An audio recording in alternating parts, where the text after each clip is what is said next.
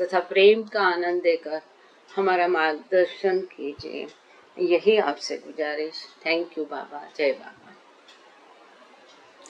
Beloved God, help us all to love you more and more and more and more and still yet more till we become worthy of union with you.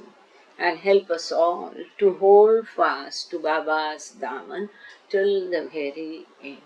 अवतार मेहर बाबा की जय। अवतार मेहर बाबा की जय। अवतार मेहर बाबा की जय। सभी को प्रेम पूर्वक जय बाबा। इन्फिनिट इंटेलिजेंस ये किताब हम लोग पढ़ रहे हैं और इसमें अभी हम श्रृंखला 6 पर है। पेज नंबर 98 पर हम पिछले बार रुक गए थे और खास करके इसमें कि मन के शुरू होने से, मन के कार्यरत होने से कैसा सब कुछ शुरू होता है।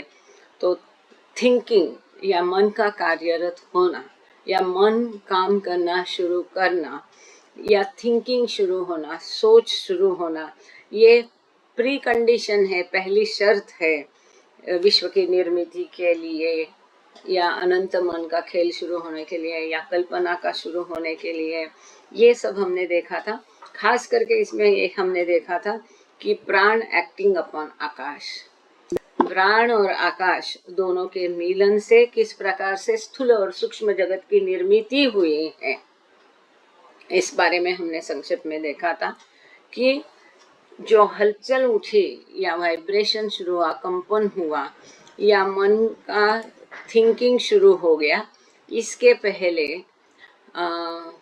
परात्पर परब्रह्म अवस्था में आकाश या स्पेस या आकाश या मैटर या तत्व हम इसको कह सकते हैं, ये और प्राण, ये ईश्वर में मनो अवस्था में, सूक्ष्माति सूक्ष्म अवस्था में, अप्रगट अवस्था में मौजूद था। ये उस समय जब ईश्वर की परात्पर परब्रह्म अवस्था में ये था, तब ये यूनाइटेड था, कंबाइन था, दो नहीं था परंतु एक था।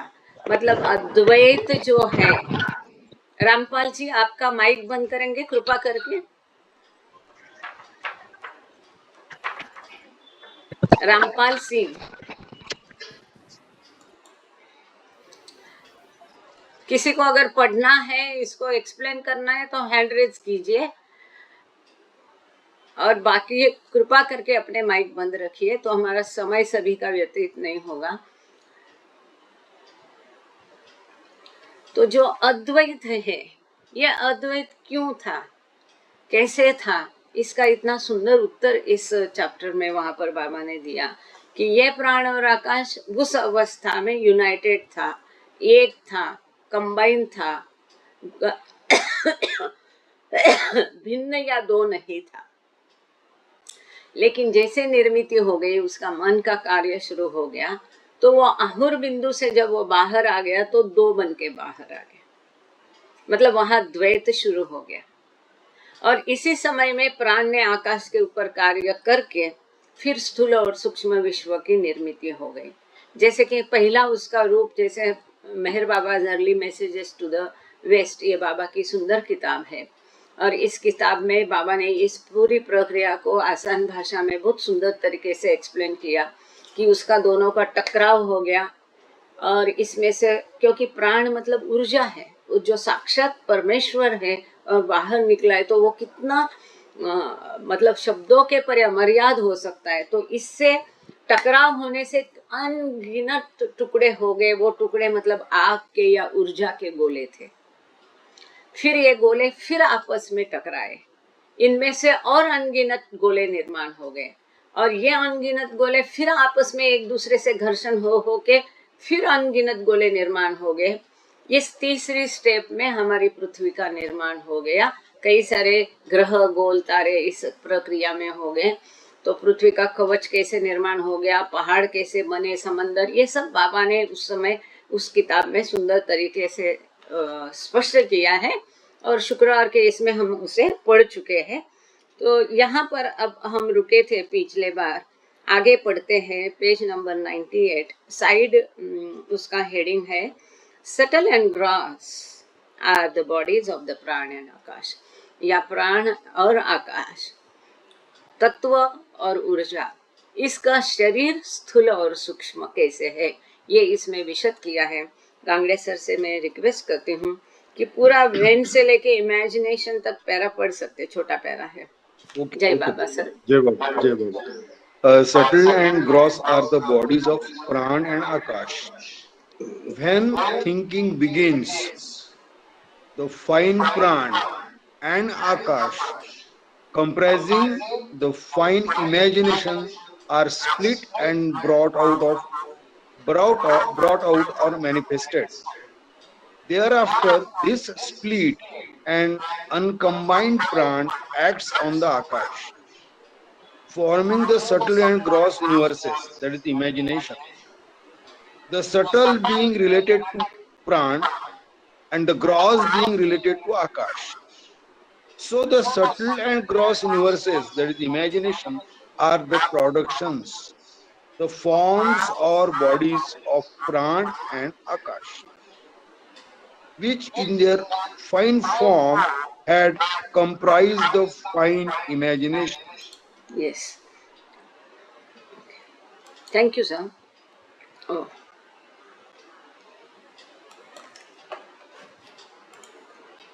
एक मिनट, हाँ, माइक खुल नहीं पा रहा है, कंट्रोल डी। ओके, जय बाबा। ओह, फिर हाँ, जय बाबा। कभी कभी माइक खुलने में टाइम लगता है, आई एम सॉरी। तो यहाँ पर विश्व जो है, ये प्राण और आकाश का शरीर कैसा है, स्थूल और सूक्ष्म जगत जो है वो प्राण और आकाश क्या शरीर कैसा है या कल्पना कैसी है, इसको यहाँ पर विशद किया है, जो पहले भी हम देख चुके हैं कि बाहर प्रकट होने के पहले, जैसे कि अभी हमने देखा, ये प्राण और आकाश यूनाइटेड थे, कंबाइन थे, एक थे।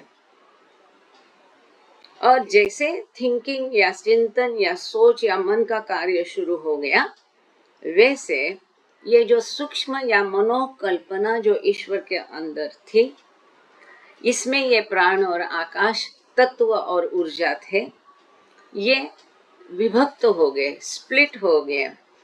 मतलब यहाँ हम कह सकते द्वैत शुरू हो गया। जैसे वो प्रकट हो गए, द्वैत शुरू हो गया, दो हो गए एक से। और इसके पश्चात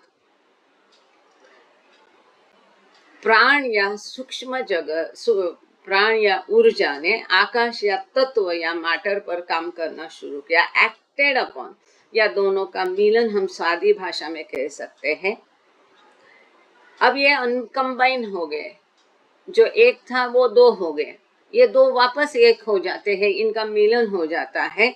और इनमें से क्या प्रोड्यूस होता है, क्या निर्माण होता है, स्थूल और सूक्ष्म जगत या कल्पना निर्माण होती है। यहाँ पर सूक्ष्म जगत जो है ये प्राण से रिलेटेड है, स्थूल जगत जो है आकाश या तत्व या मैटर। इसलिए आकाश मतलब ये आकाश कभी नहीं समझना, आकाश का यहाँ अर्थ है तत्व या मैटर, मतलब स्थूल, और प्राण जगत जो है वो सूक्ष्म जगत है। इसीलिए जिसको हम कभी देख नहीं सकते हैं, इसके बारे में और आगे विशद है, भरपूर जानकारी सुंदर रीत्या। इसलिए स्थूल और सूक्ष्म जगत जो है ये निर्मिति है, उत्पाद है, प्रोडक्शन है, या ये दो शरीर है। किसका उत्पाद है, किसने ये निर्माण किया? प्राण प्लस आकाश, इन्होंने निर्माण किया स्थूल और सूक्ष्म जगत। या स्थूल और सूक्ष्म जगत ये शरीर है, रूप है, और ये पहले प्रकट होने के पहले, निर्माण होने के पहले भी ये ईश्वर के अंदर था, लेकिन अप्रगट अवस्था में, सूक्ष्माति सूक्ष्म मनो अवस्था में कल्पना के रूप में ईश्वर के अंदर था, जो ईश्वर से बाहर प्रकट हो गया। अब आगे है द अनमैनिफेस्टेड एंड मैनिफेस्टेड प्राण एंड आकाश, मतलब प्रगट और अप्रगट प्राण और आकाश के बारे में एक छोटा प्यारा है। सर से रिक्वेस्ट करते हैं टू रीट्रेट से लेके इंटेलिजेंस तक Yeah. पूरा प्यारा पढ़ लीजिएगा। जय Baba. Thank Okay, you Jai sir. Baba. The unmanifested and manifested Pran and Akash. To reiterate, before thinking began, Pran and Akash remained combined as the fine imagination. But when thinking arose, Pran and Akash got split up, and from Pran acting on Akash, the subtle and gross universe was produced. Thus, the subtle and gross universe is the production of the most finite, formless Pran and Akash, which in the combined state together constituted the fine imagination of the infinite intelligence.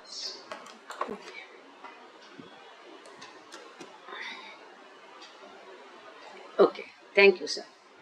सो यहाँ पर एक बार फिर से बाबा ने इसको रट रट के बाबा इसको हमको जता रहे हैं कि ये विश्व सही कैसा नहीं है।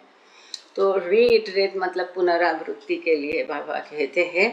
फिर से एक बार बाबा संक्षेप में पूरी प्रक्रिया यहाँ संक्षेप में दी है। जो मनोकल्पना थी ईश्वर के अंदर, इसमें प्राण और आकाश संयुक्त थे, एक थे, यूनाइटेड थे, कंबाइन थे। Point number 1। पॉइंट नंबर 2, दूसरा मुद्दा, जब सोच शुरू हो गई, थिंकिंग शुरू हो गई या मन का कार्य शुरू हो गया, तब प्राण और आकाश विभक्त हो गए, स्प्लिट हो गए। Point number 2। अब तीसरा मुद्दा, पॉइंट नंबर 3। आकाश के ऊपर प्राण ने कार्य करना शुरू किया और इस दोनों ने मिलके स्थूल और सूक्ष्म विश्व की निर्मिति की, प्रोडक्शन किया, उत्पाद किया। इस प्रकार से स्थूल और सूक्ष्म विश्व ये जो ये प्रोडक्शन है, उत्पाद है, प्रोडक्ट है, किसका? ये अत्यंत सीमित निराकार प्राण और आकाश का ये प्रोडक्ट है। प्राण और आकाश का कोई आकार नहीं है, यह निराकार है, जो कि उसकी कंबाइन स्थिति थी, एक जीवता थी। अद्वैत अवस्था में ये दोनों मिलके एक कल्पना करके ईश्वर के अंदर मौजूद थे, या इन्फिनिट इंटेलिजेंस। कई लोग इसको अनंत चेतना कहते हैं, वो गलत है। अनंत चेतना मनुष्य की नहीं है क्या? आपकी, हमारी, सबकी भी चेतना अनंत है। एक बार मनुष्य रूप लिया तो चेतना अनंत हो गई, इसलिए इसको अनंत चेतना नहीं कहे के। जब यहाँ इन्फिनिट इंटेलिजेंस का अर्थ है बुद्धि। ऐसा क्यों? क्योंकि यहाँ मन ये कार्यरत हो गया है, जो कि बुद्धि उसी का एक भाग है और भावना उसका दूसरा भाग है। तो मन के दो भाग में से एक भाग जो बुद्धि है, यहाँ कार्यरत होकर के कैसे विश्व की निर्मिति हो गई, ये यहाँ विशद किया। इसलिए शायद इंटेलिजेंस शब्द दिया होगा, जो भी है। आगे चलते हैं। साइड ब्रैकेट में, prana and akash join in the अहुर बिंदु आर स्प्लिट बाय थिंकिंग। जो प्राण और आकाश ईश्वर की मूल अवस्था में यूनाइटेड थे, एकत्र थे, कंबाइन थे, अद्वैत अवस्था में थे। ये अहुर बिंदु या ओम बिंदु या उत्पत्ति बिंदु या क्रिएशन पॉइंट से जब निकले, तब ये विभक्त हो गए या द्वैत हो गए या दो हो गए। तो सर से रिक्वेस्ट है कि 100 से लेकर के थिंकिंग आगे का पेज पे पहली लाइन तक थिंकिंग तक पढ़ लीजिएगा। जय बाबा। Okay, Jai Baba. जय बाबा। So this whole universe is mere imagination produced from the thinking of the infinite intelligence, combined in their original fine, formless Pran and Akash, out of which is produced the subtle and gross universe.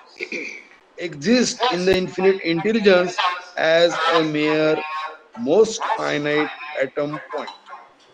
From this point, or Ahur Bindu, the infinite intelligence produces the infinite subtle and gross universe by means of its thinking. Yes sir, thank you sir. तो वापस वही है पुनश्च, इसको फिर से कहते करते हैं। ये पूरा विश्व केवल एक कल्पना का उत्पाद है और कुछ भी नहीं, जो कि अनंत बुद्धि के अर्थात ईश्वर की सोच से या मन से शुरू हो गया। ये अत्यंत मूल स्थिति में, मनोवस्था में, निराकार अवस्था में एकत्र था, कंबाइन था, यूनाइटेड था। ऐसा जो प्राण और आकाश था, इसने स्थूल और सूक्ष्म विश्व की निर्मित की, जो कि अनंत बुद्धि की अंदर अत्यंत सूक्ष्माति सूक्ष्म स्वरूप में या मनोवस्था में, अणुरूप में, जो कि बहुत ही सूक्ष्म होता है, मौजूद था। इस अणु बिंदु या अहुर बिंदु या एटम पॉइंट या ओम बिंदु में से अनंत बुद्धि अर्थात ईश्वर ने अनंत स्थूल और सूक्ष्म विश्व की निर्मित की। कैसे की? सोच से की। सोच मतलब मन का कार्य है, विचार से की, कल्पना से की। अगर वो कल्पना है तो उसका कोई अस्तित्व सत्य नहीं है, भास मात्र है, और इसीलिए ये विश्व केवल कल्पना है, भास है, भ्रम है। आगे चलते हैं सर, अब पूरा कर सकते फॉर्म्स तक। The Yes. इन्फिनिट। हाँ, okay, जय बाबा। जय The Hind. infinite, the infinite intelligence, when thinking as the infinite mind, splits Pran and Akash, which had existed as fine imagination outwards, and Pran acting on Akash produces the subtle and gross universe. Actually, the universe exists in the infinite intelligence eternally in the most finite, fine bindu, fine bindu state of, that is the combined pran and akash. The infinite mind is what manifests his fine universe into its subtle and gross forms. Okay sir, thank you sir. तो अनंत बुद्धि जो है, जब ये अनंत मन बन जाती है, अनंत बुद्धि अर्थात ईश्वर, ये बुद्धि मन बन जाती है, मतलब मन का खेल शुरू होता है, मन का कार्य बन जाता है, तब प्राण और आकाश विभक्त हो जाते हैं, जो कि एक थे। विभक्त बन जाने के बाद ये इसके अनंत बुद्धि की मूल अवस्था में, मनोवस्था में एक कल्पना के रूप में अंदर थे। अब ये कल्पना के रूप में बाहर आने के पश्चात ये विभक्त हो जाते हैं, जो कि अंदर ये एक थे, और प्राण आकाश के ऊपर कार्य करके दोनों मिलके स्थूल और सूक्ष्म विश्व की निर्मित करते हैं। वास्तव में ये विश्व अनंत बुद्धि की अंदर अनंतता से इटर्नली सूक्ष्माति सूक्ष्म अवस्था में मनोवस्था में एक सूक्ष्म बिंदु के रूप में, जो बिंदु मतलब प्राण और आकाश का एकत्रीकरण, एक ऐसा एक बिंदु के रूप में अनंत बुद्धि के अंदर मौजूद था।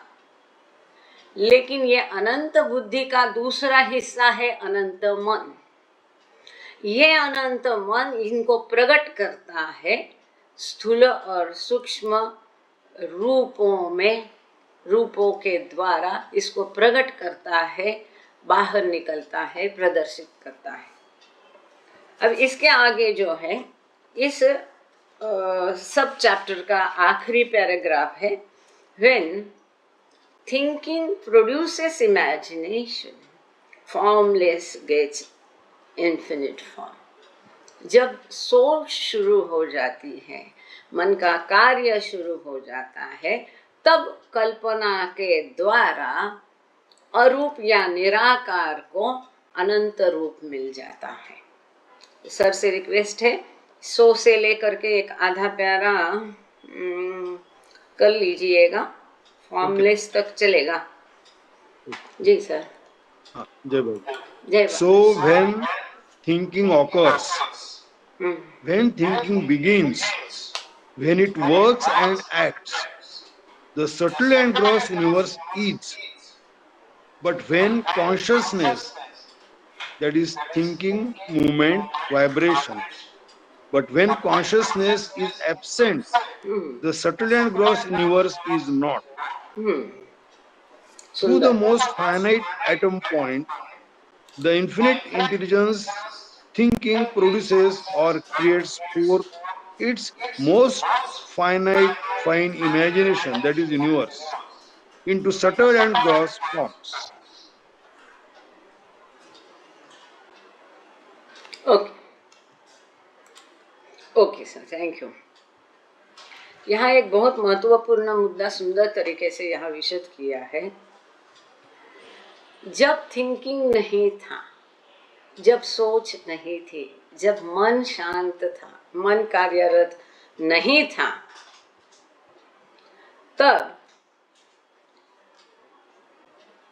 ये विश्व नहीं था। इसको लिखा है इज नॉट। जब सोच शुरू हो गई, थिंकिंग शुरू हो गया, मन का कार्य शुरू हो गया, जब ये काम करना शुरू हो गया, इसकी क्रिया शुरू हुई, इसलिए वर्क्स एंड एक्ट्स ऐसा शब्द बाबा ने लिखा है। जब ये मन का कार्य शुरू हो गया या सोच शुरू हो गई, उसने कर्म करना शुरू किया, काम करना शुरू किया, क्रिया शुरू हो गई, तब विश्व है, स्थूल और सूक्ष्म विश्व है। परंतु जब ये अनंत चेतना, इसमें जब हलचल नहीं थी, मतलब ईश्वर, इसमें कंपन नहीं था, इसमें सोच नहीं थी, इसमें अनंत परात्पर परब्रह्म स्थिति में जब ईश्वर था, जिसमें कॉन्शियसनेस इज एब्सेंट, अनंत चेतना है, वो अमर्याद चेतना है, पर अमर्याद चेतना होकर भी वो अपने चेतना के बारे में अचेतन है। इसलिए कॉन्शियसनेस इज एब्सेंट ये शब्द लिखा है, बिकॉज इसको बाबा ने सुंदर शब्द दिया है टिफिन लेक्चर में, बेभान भगवान। वो भगवान है पर उसको खबर नहीं कि मैं भगवान हूँ, मतलब चेतना नहीं थी, इस चीज का भान नहीं था।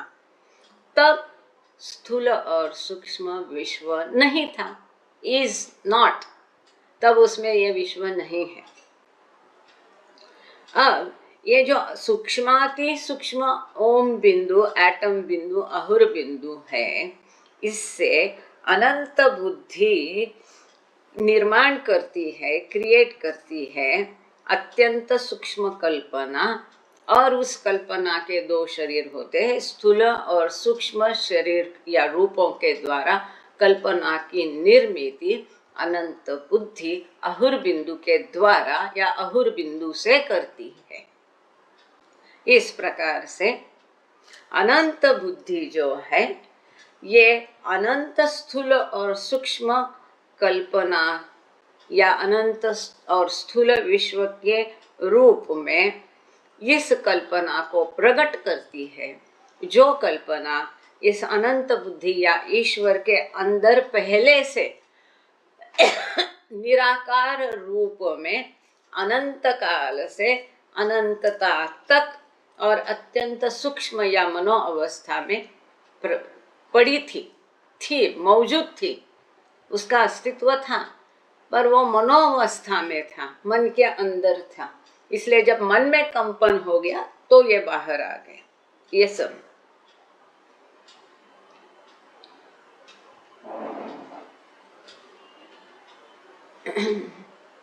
शायद सर का माइक नहीं खुल रहा है। ओके ओके, हाँ। In this way, in this Yeah. वे से लिया तो भी Yes, चलेगा। Sai. Okay. Jai Baba. In this way, the infinite thinking gives infinite subtle and gross form to an imagination that was originally most finite and formless. Formlessness, of course, is quite the opposite of form, Mm, and the infinite is quite the opposite of the most finite.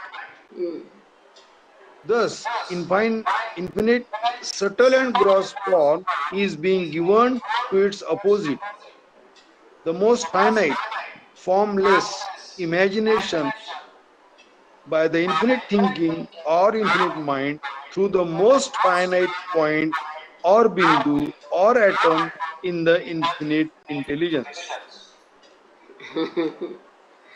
Thank you sir. तो इस प्रकार से अनंत सोच जो है वो ये सूक्ष्माति सूक्ष्म जो कल्पना थी, इस कल्पना को स्थूल और सूक्ष्म शरीर का रूप देती है, और जो निराकार था अर्थात जो कि साकार के बिल्कुल विरुद्ध है, जो अनंत है, जो कि सूक्ष्माति सूक्ष्म या सीमित के बिल्कुल विरुद्ध है।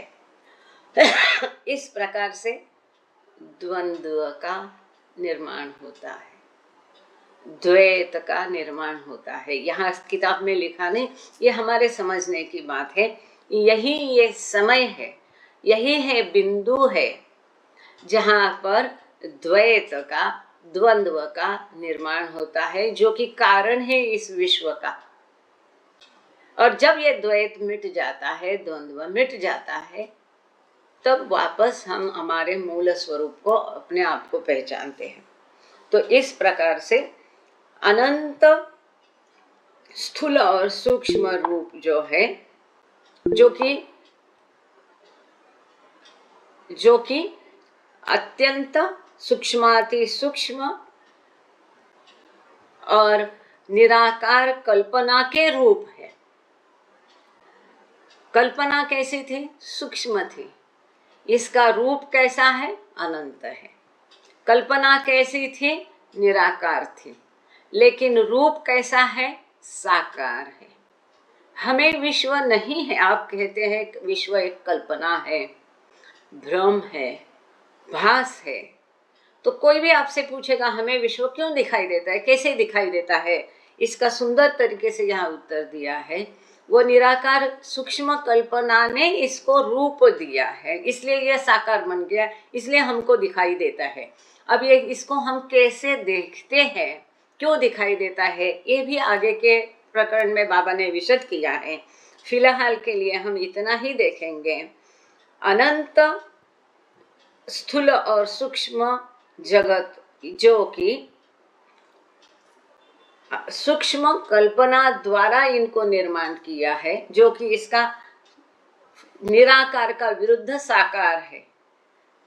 निराकार कल्पना ने साकार स्थूल और सूक्ष्म विश्व निर्मित किया है, परंतु ये भ्रम है। क्यों?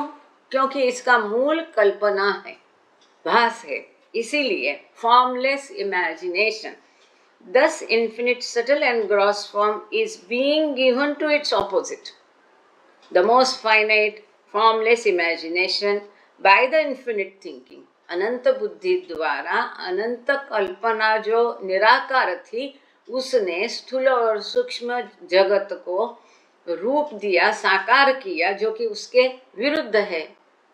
कल्पना निराकार है, विश्व साकार है। Through the most finite point, कहाँ से इसको जन्म दिया, निर्माण किया?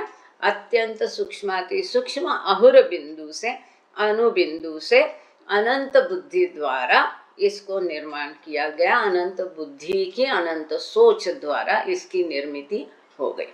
तो यहाँ पर ये जो हमारा लास्ट टाइम प्राण एंड आकाश का चैप्टर था कि प्राण एक्टिंग अपॉन आकाश, इसके कुछ चित्र भी है क्रिएशन एंड कॉजेज में, सुंदर चित्र दिए हैं। शायद में भी नेक्स्ट मीटिंग में हम उसको प्रेजेंट करेंगे। अभी आज मैंने डाउनलोड अपलोड किए नहीं है, नंदराम जी का हैंड रेस था, उनको कुछ पूछना है कि बताना है नंदराम जी?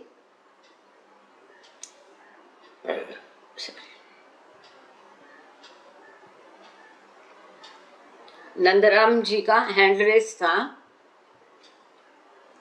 चलो इसको आखिर में लेंगे, अगर उनको कुछ डाउट है, पूछना है या शेयर करना है तो इस सेशन का आखिरी आधा घंटा हम उसके लिए छोड़ देते हैं कि किसको कुछ कहना है, पूछना है। क्योंकि इसके पश्चात अत्यंत दिलचस्प एक चैप्टर है, इमेजिनेशन एज द लिमिट। ईश्वर अनंत है, इस विश्व की हर कोने में, हर चीज में, हर जीव में, हर वस्तु में। इसीलिए हम प्रेयर में भी कहते हैं तू सर्वात है, तू सब में है और सबसे परे भी है, सब वस्तु में है, सब लोगों में है, सब भूमिकाओं में है। You are everything and beyond everything. तो ये सब में होने के बावजूद, सब में है, अनंत है, और फिर भी मर्यादित कैसा है कि एक ही ईश्वर सब में कैसा हो सकता है? पॉइंट नंबर ये। या अमर्याद होकर भी इसकी मर्यादा कब आ गई? क्योंकि वस्तु है, जीव है, तो वो मर्यादित है, लिमिटेड है। तो ये सीमा जो है, ईश्वर असीम है, वो अनंत है, शाश्वत है। फिर ये सीमा कब आ गई पिक्चर में?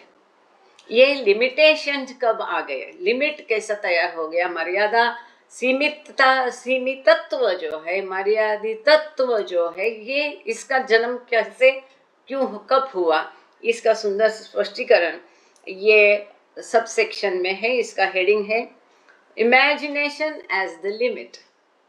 तो इसके हेडिंग में ही इसका उत्तर है कि कल्पना ही सीमित है। कल्पना असीम है, लेकिन कल्पना के कारण मर्यादा निर्माण हो गई, कल्पना के कारण मर्यादित तत्व निर्माण हो गया, उसके कारण ये लिमिट आ गया। तो यहाँ पहले जो एडिटर के द्वारा लिखा गया है, तो सर से मैं रिक्वेस्ट करती हूँ, आपके पास सर है क्या वो? या वही ना, when the infinite I begins thinking. Okay. yes. Yeah. Imagination as the limit.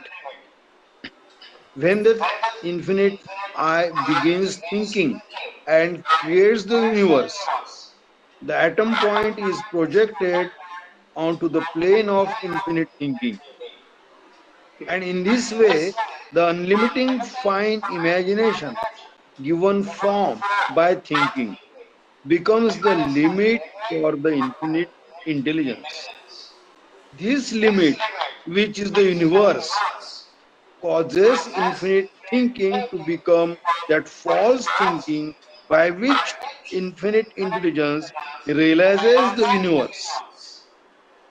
But when the limit or veil of false thinking is removed, the false I is replaced by the real I.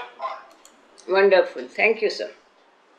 तो जब ये प्रकट हो गया तभी इसने सीमा प्राप्त कर ली। इन शॉर्ट इस सबका जो सार है, जब अनंत मैं अर्थात ईश्वर ये सोचना शुरू करता है, तब ये विश्व की निर्मिति करता है, अणु बिंदु से, ओम बिंदु से, अहुर बिंदु से। तब ये अनंत सोच की भूमिका पर, उस स्तर पर, उस अवस्था में प्रोजेक्ट करता है, निर्मिति करता है। विश्व की निर्मिति कहाँ होती है? अनंत थिंकिंग की अवस्था में। इसलिए ये जो वर्ड है, projected on to the plane of infinite thinking. जब तक इन्फिनिट थिंकिंग नहीं है तब तक निर्मिति नहीं। इसीलिए निर्मिति की प्री कंडीशन, पूर्व शर्त है कि सच होना ही चाहिए, मन का कार्यरत होना जरूरी है। इसीलिए दूसरी भाषा में कह सकते हैं कि मन का खेल है। इसीलिए इस अवतार काल में मनोनाश का अत्यंत महत्वपूर्ण पर्व बाबा ने स्वयं जिया है। कभी समझ में भी नहीं आता ये क्या मनोनाश है, समझ में नहीं आता था। अब जैसे जैसे उसकी गहराई में जाते हैं तब उसकी असीमता और महत्व थोड़ा बहुत समझ में आ जाता है। तो जब तक ये अनंत सोच की स्तर पर जब ये विश्व अनंतमय सोचना शुरू करता है तब विश्व का प्रगटीकरण होता है। और इस प्रकार से अमर्याद जो है, जो सूक्ष्म अमर्याद कल्पना है, इसको सोच के द्वारा रूप दिया जाता है। क्या दिया जाता है? रूप दिया जाता है। मतलब निराकार था वो साकार होता है, अनंत था वो मर्यादित होता है। इस प्रकार से becomes the limit for the infinite intelligence. और इस प्रकार से अनंत बुद्धि का ये सीमित्व आ जाता है। प्रगटीकरण होते ही, मन का खेल शुरू होते ही प्रगटीकरण होता है। प्रगटीकरण के शुरू होते ही निराकार आकार लेता है। जहां भी आकार आया वहां मर्यादा आई, ये तो मंजूर है। जिसका किसका आकार है वहां मर्यादितत्व आया। तो जैसे फॉर्मलेस बिकम्स द इनफॉर्म, तो वो मर्यादित बन जाता है। वहां अमर्याद होके सीमा आ जाती है। तो ये सीमित तत्व जो है, मर्यादित तत्व, इस प्रकार से जन्म लिया। ईश्वर है ना, हर कोने में होने दो। अमर्याद है तो अमर्याद होना चाहिए, पर ऐसा नहीं है। जब कल्पना से निर्मित हुई है और सोच की स्तर पर हुई है, इसलिए the plane of infinite thinking is the important word. On to the plane of infinite thinking, अनंत सोच की स्तर पर जब ये प्रकट हो गया तब पत्थर इधर ले देके जा रहा। कृपा करके अपने माइक बंद रखिएगा। म्हणजे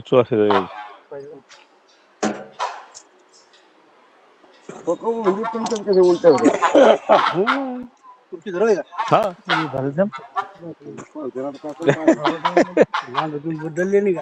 अनंत साहेब माइक बंद करा तुमचा। ऐसा है मेहर प्रसाद, अगर उनका ध्यान होता तो माइक खुल नहीं जाता है ना। जैसा अभी कई बार हम माइक खोलने की कोशिश करते तो माइक खुलता नहीं, तो वैसे उनका अगर ध्यान ही नहीं है तो आप हम बोल के उनको फायदा नहीं है। Thank you.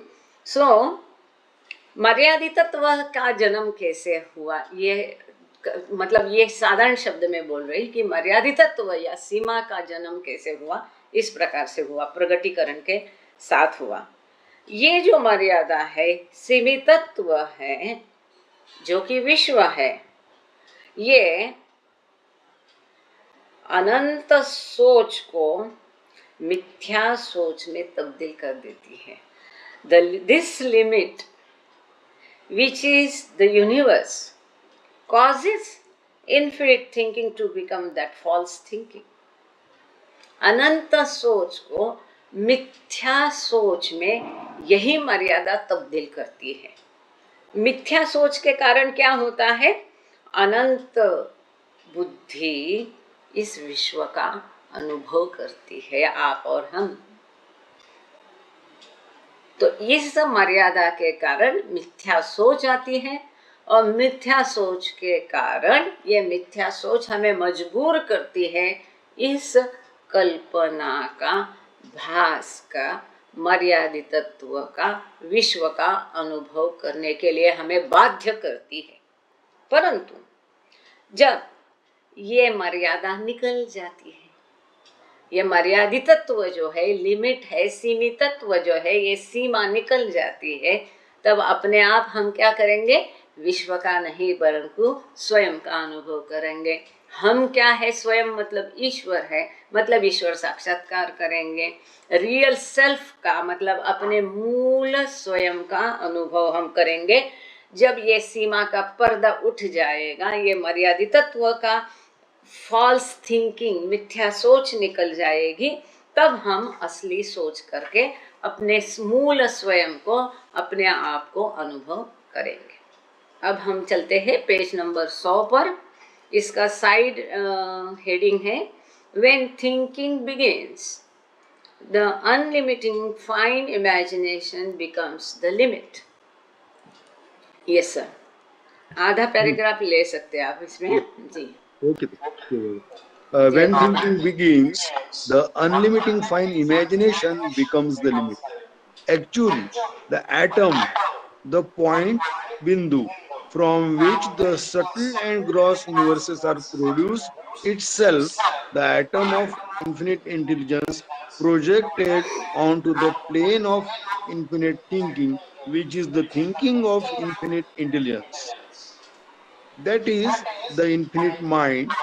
In other words, the infinite I, Ahurmazd, Maheshwar, Brahma, creates the subtle and gross universe through an atom of the infinite intelligence.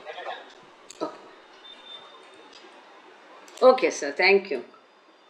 तो यहाँ पर उसी को तो पहले हमने देखा वो एडिटर का देखा, अब किताब का पोर्शन हम लोग पढ़ रहे हैं. तो यहाँ बाबा कहते हैं कि इसी को यहाँ पर विशद किया है कि अनलिमिटेड लिमिटेड कैसे बन गया, कि मर्यादितत्व कैसे निर्माण हो गया, अनेकत्व, द्वैत, द्वंद्व कैसे निर्माण हुआ. तो वास्तव में ओम बिंदु जो है, अणु बिंदु जो है, अहुर बिंदु, यहाँ ओम बिंदु बाबा ने कहा नहीं, क्रिएशन पॉइंट किया लिखा नहीं, पर उसी का जिक्र बाबा ने अलग शब्द में किया. अहुर बिंदु लिखा है, द पॉइंट लिखा है, एटम पॉइंट लिखा है, बिंदु लिखा है. वास्तव में यह अहुर बिंदु जो है जिससे स्थूल और सूक्ष्म विश्व की निर्मित की जाती है, यह अपने आप ही अनंत बुद्धि द्वारा प्रक्षेपित किया जाता है. यह प्रक्षेपित या प्रतिबिंबित शब्द ध्यान रखना महत्वपूर्ण है, आगे इसकी चर्चा करेंगे. कहाँ प्रतिबिंबित किया जाता है? अनंत सोच की स्तर पर निर्माण किया जाता है. किसके द्वारा निर्माण किया जाता है? अनंत बुद्धि द्वारा निर्माण किया जाता है. क्या निर्माण किया जाता है? स्थूल और सूक्ष्म जगत अणु बिंदु द्वारा अनंत सोच की स्तर पर. मतलब ये कल्पना है, विचार है, तो विचार मात्र है, भासमय है, सत्य नहीं है. यह प्रतिबिंबित, this is projected is the word. Project किया जाता है, प्रतिबिंबित. जैसा आपको पता है पुराने जमाने में फिल्म कैसे दिखाते थे, सामने एक पर्दा रहता था सफेद, है ना. अगर फिल्म में एक्शन है ऐसा हाथ ऊपर उठाने की, तो हाथ ऊपर उठाने की एक प्रक्रिया एक साथ, अभी का टेक्निक भूल जाओ, जो पहला टेक्निक रील निर्माण होती थी, और ये रील को प्रोजेक्टर पे चढ़ाया जाता था और फिर चित्र को दिखाया जाता था. जैसे कि हमें बचपन में क्लास में साइंस की वो टीचर समझाती थी कि गति की क्रिया समझाती थी, है ना, वाइब्रेशन, कंपन. तो इस गति को हमारी टीचर क्या कहती थी कि अगर आप जलती अगरबत्ती हाथ में लो और जोर जोर से पटापटा पटापटा पटापटा इसको राउंड राउंड राउंड करते जाओ, तो क्या होता है? लाल लाल सर्कल, हमको वर्तुल सर्कल दिखाई देता है. दिखाई देता है कि नहीं? दिखाई देता है. इसी चीज का उपयोग करके पिक्चर प्रोडक्शन में इसका उपयोग किया गया. अगर हाथ उठाने की ऐसी प्रक्रिया है तो ऐसी एक साथ नहीं होती थी, तो क्योंकि स्टिल, जो स्टिल पिक्चर कहते हैं या फोटो जिसको कहते हैं, तो ये हाथ ऐसा उठाया एक फोटो, ऐसा उठाया एक फोटो, ऐसा उठाया एक फोटो, ऐसा उठाया, ऐसा उठाया, एक क्रिया के 10 रील हो गए. उसको एक विशिष्ट गति से वो प्रोजेक्टर में घुमाते थे, तब वो हाथ उठाने का चित्र हमको दिखाई देता था. इस प्रकार से इस अनंत बुद्धि ने इस विश्व को प्रोजेक्ट किया है, प्रतिबिंबित किया है या प्रक्षेपित किया है. कितना सुंदर तरीके से, और कोई समझा ही नहीं सकता है कि विश्व सत्य नहीं, इसका इससे और अधिक सुंदर कोई प्रूफ नहीं हो सकता है कि उस अनंत बुद्धि ने इस विश्व को प्रक्षेपित किया है. प्रतिबिंबित किया है, विश्व है नहीं, केवल प्रोजेक्ट किया है, वो भी अनंत सोच की लेवल पर, उस स्तर पर, on the planes of infinite thinking. अब तो मंजूर है कि विश्व सत्य नहीं है। अब तो होना चाहिए, हमको कबूल होना चाहिए, कबूल। Thinking which is the thinking of infinite intelligence, that is the infinite mind. अनंत बुद्धि की वो सोच है, तो वो अनंत मन है। मन के खेल सारे अदृश्य होते हैं। अगर आपके मन में अभी कुछ विचार चल रहा है, मेरे मन में कुछ विचार चल रहा है, इसको हम कोई भी एक दूसरे के विचारों को देख सकते हैं? दृश्य है वो, नहीं देख सकते। इसको हाथ लगा सकते हैं? नहीं लगा सकते। स्पर्श कर सकते हैं? नहीं कर सकते हैं। और यही वास्तव है कि इसको प्रोजेक्ट किया है, ईश्वर ने प्रोजेक्ट किया है, उसके अनंत मन ने प्रोजेक्ट किया है। तो मन में जो है वो दिखाई नहीं देता है, ये सारा मन का खेल है। दूसरे शब्दों में अनंतमय मतलब ईश्वर, यहाँ अहुरमज़्द, महेश्वर, ब्रह्मा, ये सब दिया है। उस समय लिबरली बाबा ने उसको उपयोग में किया। इसकी गहराई में जाने के बदले मुद्दा बाबा क्या समझाना चाह रहे वो हम सब पहले समझ लेते हैं, और फिर ईश्वर ही कहना था कि परमेश्वर कहना था कि यहाँ अहुरमज़्द मतलब तो अवतार हो गया, इस सब चर्चा को छोड़ देते हैं। Infinite I creates the subtle and gross universe through an atom of the infinite intelligence। इस प्रकार से अनंत मन जो है, अनंतमय जो है, अनंत बुद्धि के द्वारा इसके इसके अणुबिंदु द्वारा स्थूल और सूक्ष्म विश्व की निर्मिति करता है।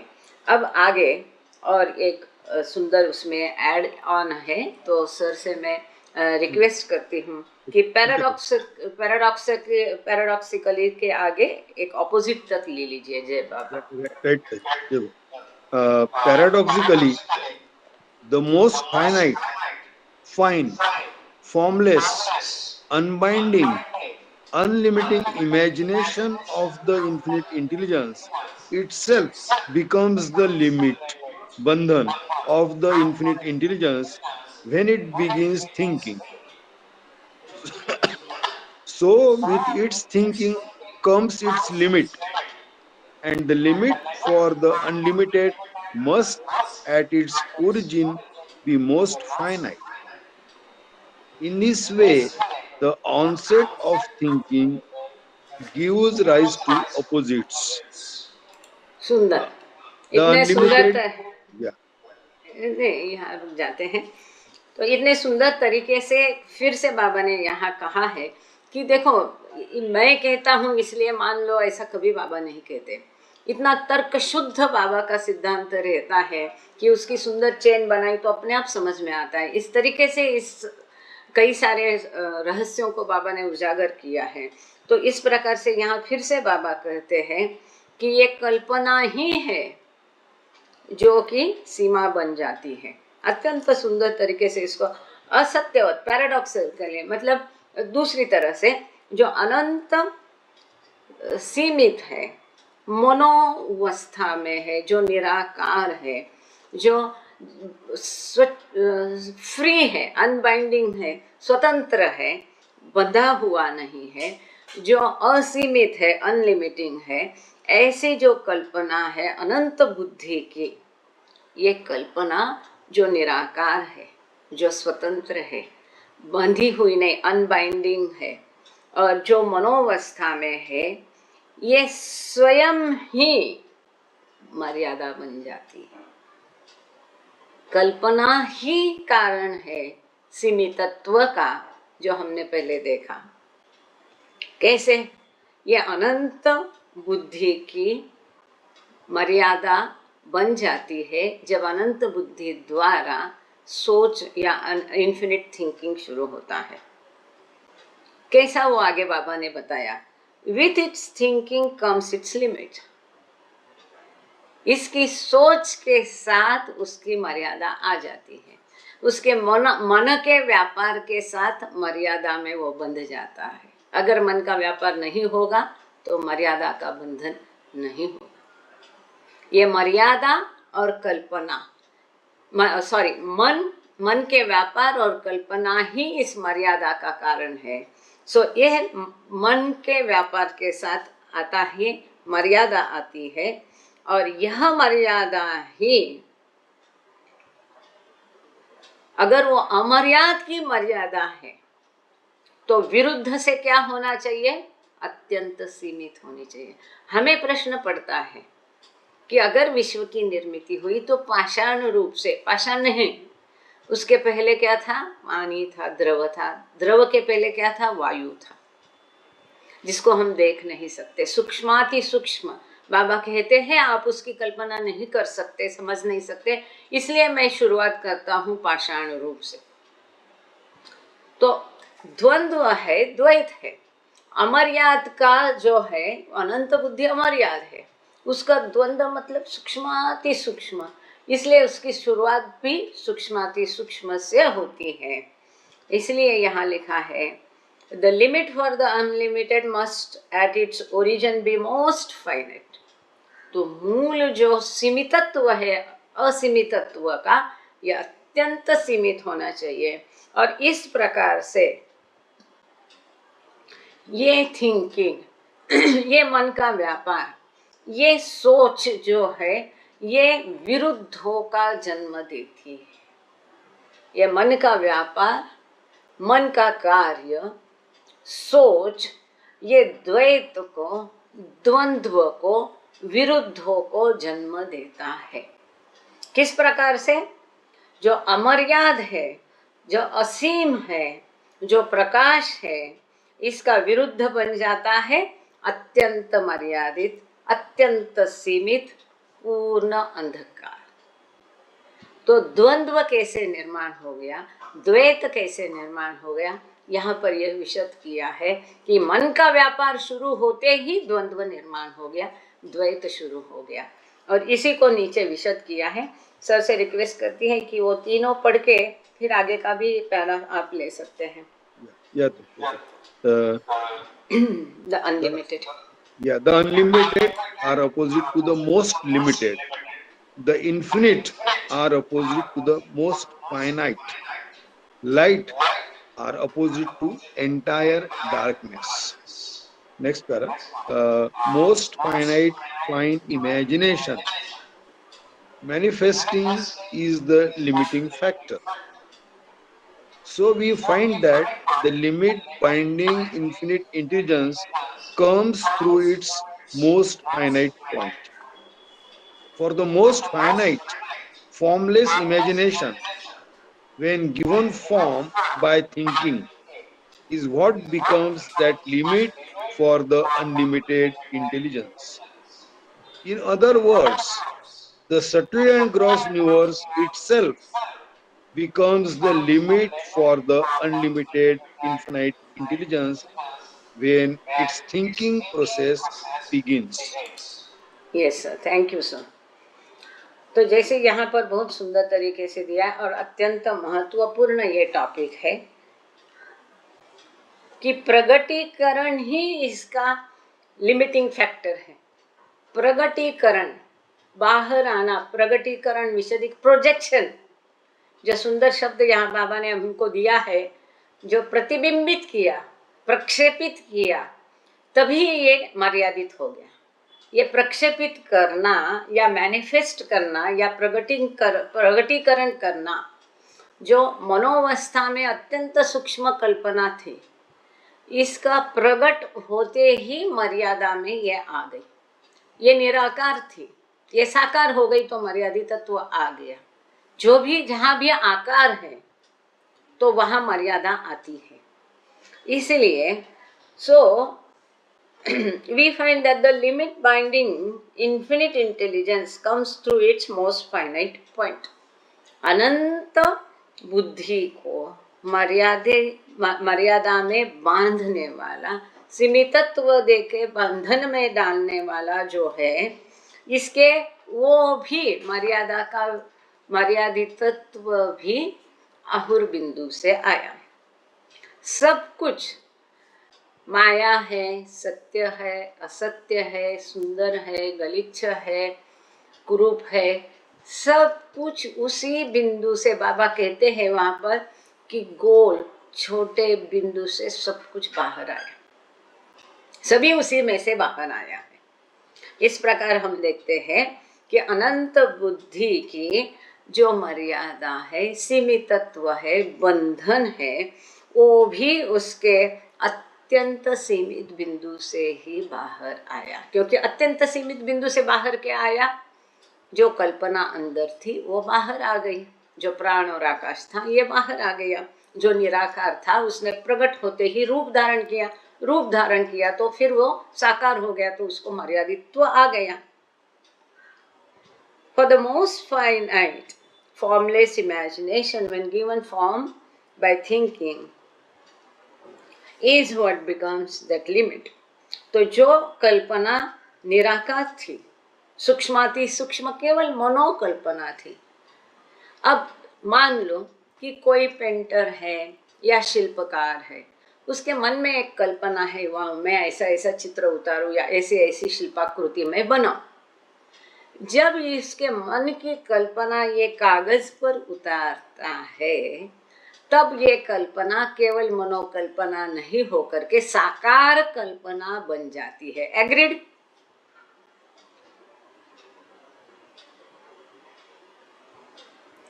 फिर से रिपीट करती हूँ, अगर किसी का ध्यान नहीं तो फिर से एक बार सुन लीजिए। अगर कोई चित्रकार है उसमें मन में उसके एक कल्पना है कि मैं ऐसा ऐसा चित्र उतारूं, ये कल्पना है। कल्पना कहाँ है? उसके दिमाग में, बुद्धि में, मन में। वो कैसी है? उसका कोई आकार नहीं, उसका कोई रंग नहीं, उसका कोई रूप नहीं है, मनोकल्पना, इसीलिए उसको कहते हैं। अब इस मनोकल्पना को वो जब कागज पर उतार कर चित्रित करता है, पेंसिल से वो आकार देता है, रंगों से रंग भरता है, चितारता है दूसरी भाषा में, तो ये कल्पना अब मनोकल्पना नहीं रह जाती है, निराकार कल्पना नहीं रह जाती, पर वो साकार कल्पना हो जाती है। और साकार होते ही उसका मर्यादित तत्व आ जाता है। मंजूर? ठीक ईश्वर का और हमारी सृष्टि के ऐसा ही है। ये कल्पना ईश्वर के अंदर, उसके अनंत बुद्धि में निराकार थी, उसका कोई आकार नहीं था। सूक्ष्माति, चूंकि वो निराकार है तो वो सूक्ष्माति सूक्ष्म रूप धारण करके वहां बैठे थे अपने आराम से। जैसे वो प्रकट हो गई, उसने आकार लिया, जैसे आकार लिया, प्रकट हो गई, प्रक्षेपित हो गई, प्रतिबिंबित हो गई, वैसे उसकी सीमा धारण कर ली। उसके साथ सीमा आ गया, उसके साथ मर्यादित तत्व आ गया, उसके साथ में बंधन आ गया। हमेशा हमको लगता है ना, ईश्वर को अगर प्रश्न पड़ा तो तुरंत उसका उत्तर उसको मिल सकता था। इतने रूपों के द्वारा इतनी लंबी यात्रा उसको कष्ट स्वयं को देने की क्या आवश्यकता थी? उसका ये उत्तर है, क्योंकि वो एक बार बाहर आ गया, अब उसके बस की बात नहीं है।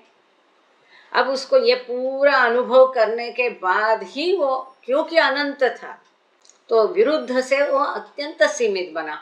अगर अनंत अमर्यादित का वैसे की वैसे चेतना अमर्यादित तो होती थी मनुष्य के रूप में, तो रूपों की बाकी श्रृंखला की आवश्यकता नहीं थी। ठीक है, परंतु चूंकि विरुद्ध है, द्वंद्व है, तो अनंत का विरुद्ध है अत्यंत सीमित। तो पहला उसने अत्यंत सीमित रूप उसको धारण करना पड़ा और धीरे धीरे अपनी चेतना को उसको प्रकट विकसित करके फिर प्रगल्भ करना पड़ा। तो इसी बात को यहाँ लिखा है कि ये जो कल्पना अनंत बुद्धि की थी, जो कि निराकार सूक्ष्माति सूक्ष्म थी, जब सोच द्वारा इसको रूप दिया गया तब ये मर्यादित बन गई। अनंत बुद्धि की कल्पना मर्यादित हो गई। दूसरे शब्दों में बाबा कहते हैं, स्थूल और सूक्ष्म विश्व अपने आप ही मर्यादा है। अनंत बुद्धि की जो थिंकिंग प्रोसेस है, विचार करने की प्रक्रिया जब शुरू हो गई, तभी ये स्थूल और सूक्ष्म विश्व के रूप धारण किए गए। मतलब वो पेंटर ने कागज पर उसको उतारा गया, या ईश्वर ने उसको प्रतिबिंबित या प्रक्षेपित कर दिया। जैसे प्रक्षेपित हो गया तो अपने आप में ही वो मर्यादित हो गया। मतलब ये स्थूल और सूक्ष्म विश्व ही मर्यादा है, बंधन है, सीमितत्व है। नाउ लिमिट इज द, अच्छा सर को रिक्वेस्ट करती हूँ। Now, limit is the opposite of unlimitedness, and hence it is most finite in corresponding opposition to the infinite. This being so, it happens naturally that the most finite fine universe becomes the limit of the infinite intelligence when that fine universe comes out or is produced or created through its most finite atom point into infinite subtle and gross form.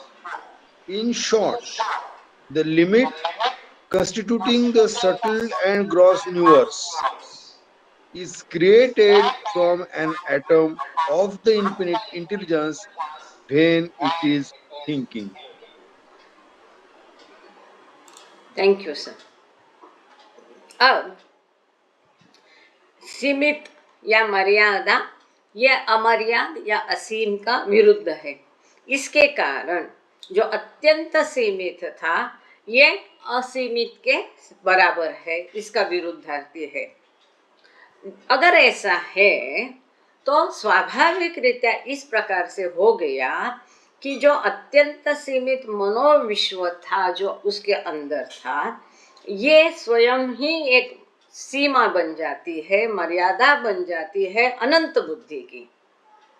जब ये मनोविश्व अनंत बुद्धि के बाहर प्रकट हो जाता है, इसकी निर्मिति होती है, इसको निर्माण किया जाता है अहुर बिंदु से, अणु बिंदु से, तब ये अत्यंत, चूंकि ये बिंदु छोटा है तो ये छोटे में सीमित रूप में बाहर प्रकट होता है, और इस तरह से अनंत स्थूल और सूक्ष्म विश्व रूप धारण करता है। कहने के लिए संक्षेप में, सारांश में, स्थूल और सूक्ष्म विश्व को मर्यादा में बांधने वाला यह अणुबिंदु है। अणुबिंदु के, अनंत बुद्धि के अणुबिंदु के द्वारा ये मर्यादित स्थूल और सूक्ष्म विश्व प्रकट होता है, उसकी अनंत सोच के कारण, उसके मन के व्यापार के। सबका मूल कहाँ है वो कभी नहीं भूलना है। सबका मूल है मन, मन का कार्यरत होना या मन का व्यापार, यही सबका कारण है। अगर मन का व्यापार नहीं होगा तो कुछ नहीं प्रकट होगा। इसलिए अनंत बुद्धि के मन के व्यापार के कारण उसके अणुबिंदु से, सूक्ष्म बिंदु से प्रकट होता है। पहले सूक्ष्म होता है, वो सीमित होता है, बंधन में होता है, वो स्थूल और सूक्ष्म जगत है, जो वो स्वयं ही अपना सीमा निर्माण करता है।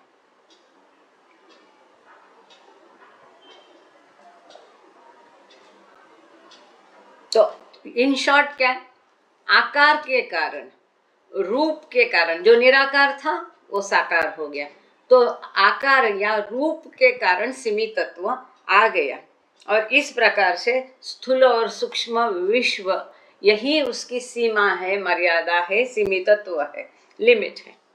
अब हम चलते हैं पेज नंबर 101 पर। जय बाबा 10। Jai Babu. Infinite thinking causes the limit or universe, which causes false thinking. Thus, infinite thinking is the cause of infinite intelligence limit, and the universe constitutes this limit. This limit, the universe, makes infinite intelligence thinks falsely. That is, realize the universe.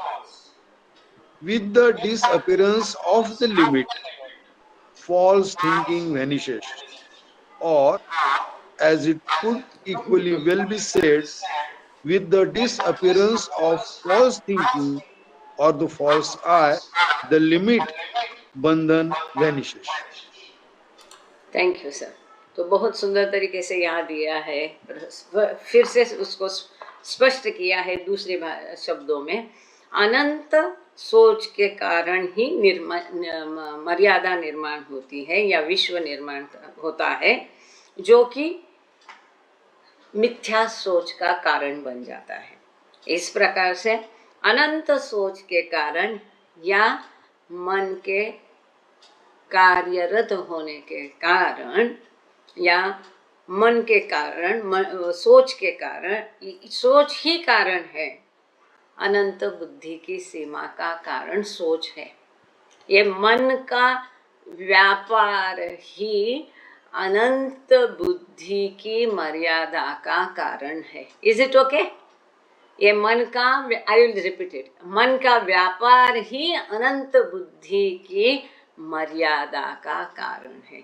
हमारा, तुम्हारा, हमारा सबका अगर इस पल मन गायब हो जाता है तो हमारा मर्यादित तत्व भी गायब हो जाएगा और हम सब ईश्वर बन जाए। हम ईश्वर हैं। और इसी कारण जब हमारा ये मन का व्यापार थम जाएगा, तब ये झूठ का, सीमा का, मर्यादित तत्व सब गायब हो जाएगा और जो मूल स्वरूप हमारा है उसका हमें अनुभव होगा, रियलाइजेशन होगा, साक्षात्कार होगा। जब तक ये मन का व्यापार शुरू है तब तक मर्यादित तत्व है। जब तक मर्यादित तत्व है तब तक ये माया के खेल में उलझे रहेंगे और इस माया का मिथ्या सोच है और मिथ्या सोच के कारण इस माया का हम अनुभव करेंगे। इस प्रकार से अनंत बुद्धि की अनंत सोच ही उसकी मर्यादा का कारण है। और इस मर्यादा का गठन कौन करता है? उसको, इस मर्यादा को आकार कौन देता है? Who constitutes the limit? इसका गठन करता है विश्व। तो यह स्थूल और सूक्ष्म विश्व ही इस मर्यादा का कारण है एक प्रकार से, क्योंकि जब हमारा मन का व्यापार बंद हो जाएगा तो अपने आप ये स्थूल विश्व, मनोविश्व सब कुछ गायब हो जाएगा, क्योंकि ये भ्रम है। उस निराकार कल्पना का ये साकार रूप है। तो जैसे मन का व्यापार बंद हो जाएगा ये विश्व गायब हो जाएगा, क्योंकि तभी हम अपने मूल स्वरूप को प्राप्त कर पाएंगे। सॉरी, नॉट प्राप्त, अनुभव कर पाएंगे, क्योंकि वो तो ऑलरेडी प्राप्त है ही वहां पर। ये जो मर्यादा है, सीमा है, ये सीमे मर्यादित तत्व है या विश्व है, ये अनंत बुद्धि को मजबूर करता है मिथ्या सोच करने के कारण। मैं मतलब ये शरीर, मैं इस विश्व में हूँ, मैं ठाणे में हूँ, मैं शोभा हूँ, ये जो मिथ्या सोच है इसका कारण ही ये मर्यादा है और मर्यादा का कारण विश्व है, जो कि इस मिथ्या सोच के कारण हम इस विश्व का अनुभव लेने के लिए ये मिथ्या सोच हमें मजबूर करती है। ये मिथ्या सोच इस विश्व का, जो कि भासमय है, सत्य नहीं है, असत्य है, इस मर्यादित विश्व का अनुभव लेने के लिए हमारी मिथ्या सोच हमको मजबूर करती है। जैसे ही ये मर्यादा खत्म हो जाती है, लिमिट खत्म होता है, सीमित खत्म होता है, वैसे ये मिथ्या सोच भी गायब हो जाती है। जैसे मिथ्या सोच गायब हो जाएगी तो हम कह सकते हैं कि मिथ्या सोच के गायब होते ही सत्य सोच आएगी, रियल थिंकिंग आ जाएगी, और ये लिमिट जो है, बंधन जो है, सीमा है, ये गायब हो जाएगी और हमें अपना मूल स्व का अनुभव होगा, अमर्यादित तत्व का अनुभव होगा। इस प्रकार से अनंत सोच ही अनंत बुद्धि की मर्यादा है, उसका मर्यादित तत्व है, उसका सीमित्व है। और इस मर्यादित तत्व के कारण ये मिथ्या सोच है और ये मिथ्या सोच के कारण हम इस विश्व की सीमा जो है, ये सीमा बनी है और इस सीमा को हम अनुभव करते रहते हैं। इस अनुभव को वो बनाए रखता है। बहुत सुंदर है ये। आगे चलते हैं। The well of false thinking according to Hafiz. Hafiz के कहने से जो मिथ्या सोच का पर्दा के बारे में हाफिज क्या कहता है ये देखेंगे सर। Yeah, जय बाबा को। Yes. The wheel of false thinking, according to Hafiz. Hafiz, in his subtle fashion, alludes to this matter of the limit and its disappearance in the following line. तू खुद हिजाब ए खुदी हाफिज, तू खुद हिजाब ए खुदी हाफिज, अजमियान बरखीज. This line of Hafiz translates literally as follows: You yourself are the veil of yourself. O Hafiz, rise up from in between. The last phrase, that is Azmiyan Barkiz. Rise up from in between means in effect remove yourself. The line could be rendered more freely in this form: O Hafiz, you are your own veil. Remove the veil and you are God. The deeper significance of this line in terms of the present subject of thinking can be expressed as follows: O Hafiz, your false thinking is the veil of separation between you and self. Remove the falseness of your thinking and you will realize self. Beautiful, thank you sir.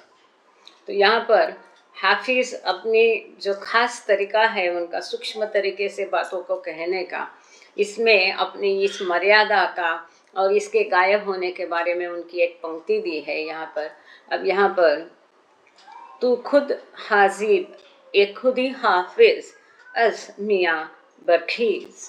तो अज इसका अर्थ है होता है, तो तू खुद ही अपना पर्दा है और तू खुद ही अपने पर्दे को खुद ही हटाते, क्योंकि तेरे सिवा और कोई यहाँ है नहीं।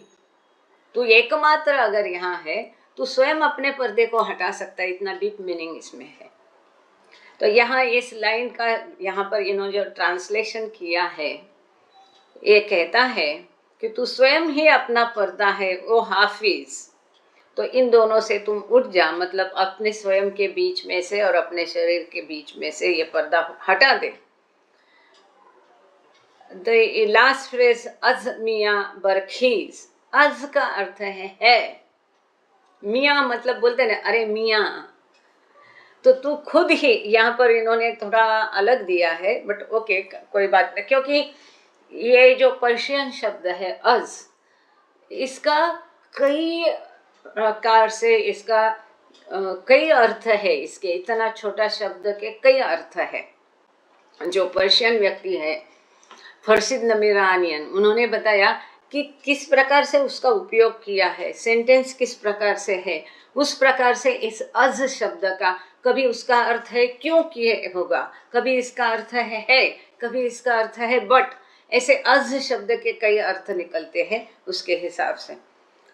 ये जो पंक्ति यहाँ पर दी है, तो इसको वो कहते हैं कि हम फ्रीली उसका ट्रांसलेशन इस प्रकार से कर सकते हैं कि तुम स्वयं अपना पर्दा हो, तुम स्वयं ईश्वर हो और अपने स्वयं पर्दे को तुम स्वयं ही हटा सकते हो, तुमको पर्दा हटाने से। या इसका और गहरा महत्व इस लाइन का जो हमारा अभी का टॉपिक है थिंकिंग या मनोव्यापार, जिसको हम सुंदर शब्द ये है हम कह सकते हैं मनोव्यापार। तो इसी भाषा में इस पंक्ति को इस प्रकार से भी व्यक्त किया जाता है कि ओ हाफिज, ये तुम्हारी जो मिथ्या सोच है यही ये पर्दा है, अब तुमको अपने स्वयं से विभक्त करने वाला, अलग करने वाला। ये द्वैत का पर्दा है तुम्हारी मिथ्या सोच। इस मिथ्या सोच को तुम हटा दो और तुम अपने मूल स्वयं को अर्थात ईश्वरत्व का अनुभव करेंगे। सुंदर तरीके से दिया है। तो ये नीचे का लगता है एडिटर ने दिया है 3 लाइन। आगे चलते हैं। Realization comes when false thinking is replaced by real thinking. साक्षात्कार तभी होगा जब मिथ्या सोच जाकर सत्य सोच आएगी। मन का मिथ्या मन जाएगा तो मन का व्यापार जाएगा तो सीमित हो जाएगा, सीमित हो जाएगा तो मिथ्या सोच जाके सत्य सोच, जो कि मूलतः हमारी सत्यता है, वो प्रकट होगी। इसी को इस पैराग्राफ में दिया है, स्टेट तक ले सकते हैं सर जय बाबा।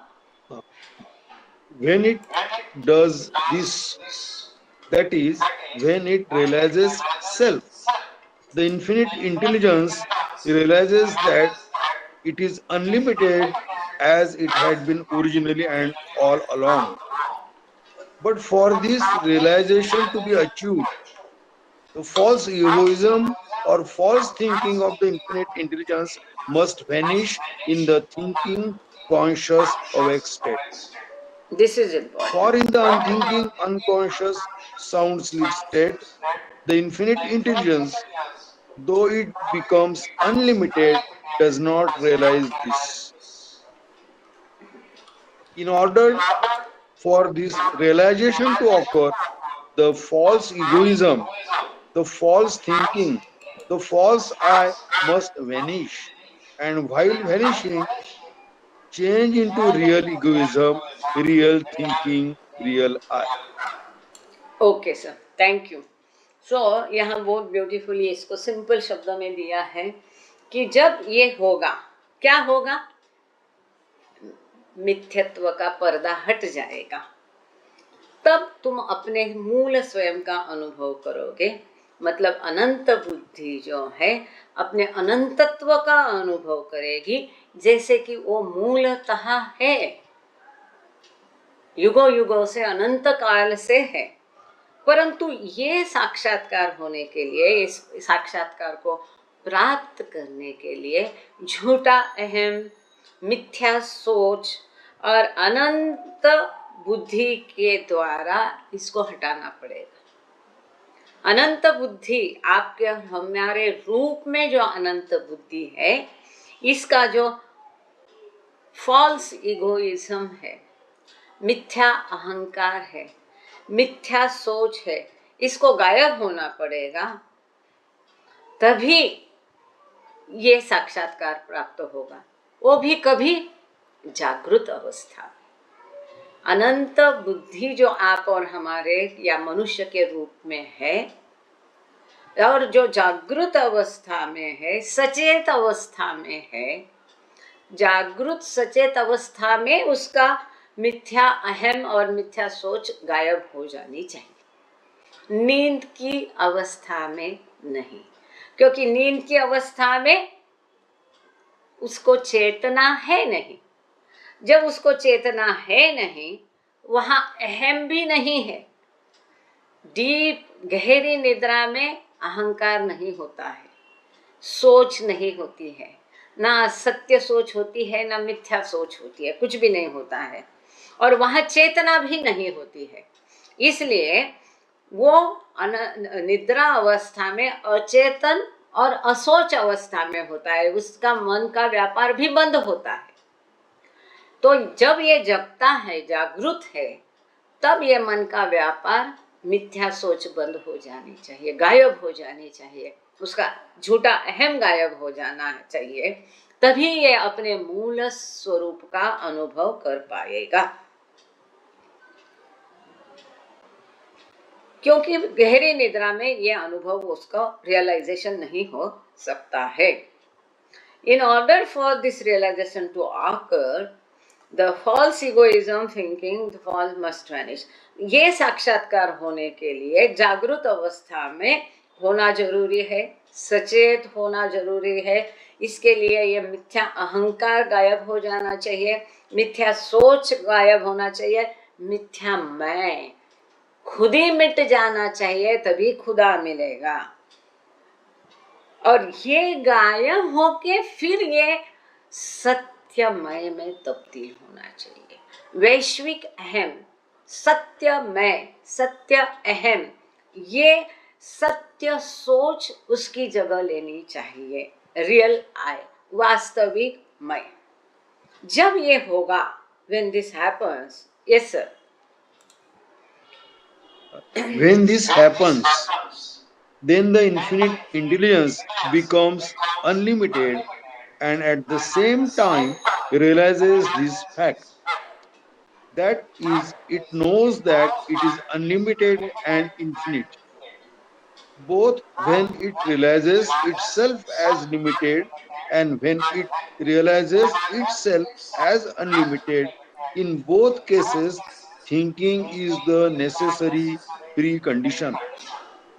But the first case constitutes false thinking, whereas the second constitutes real thinking.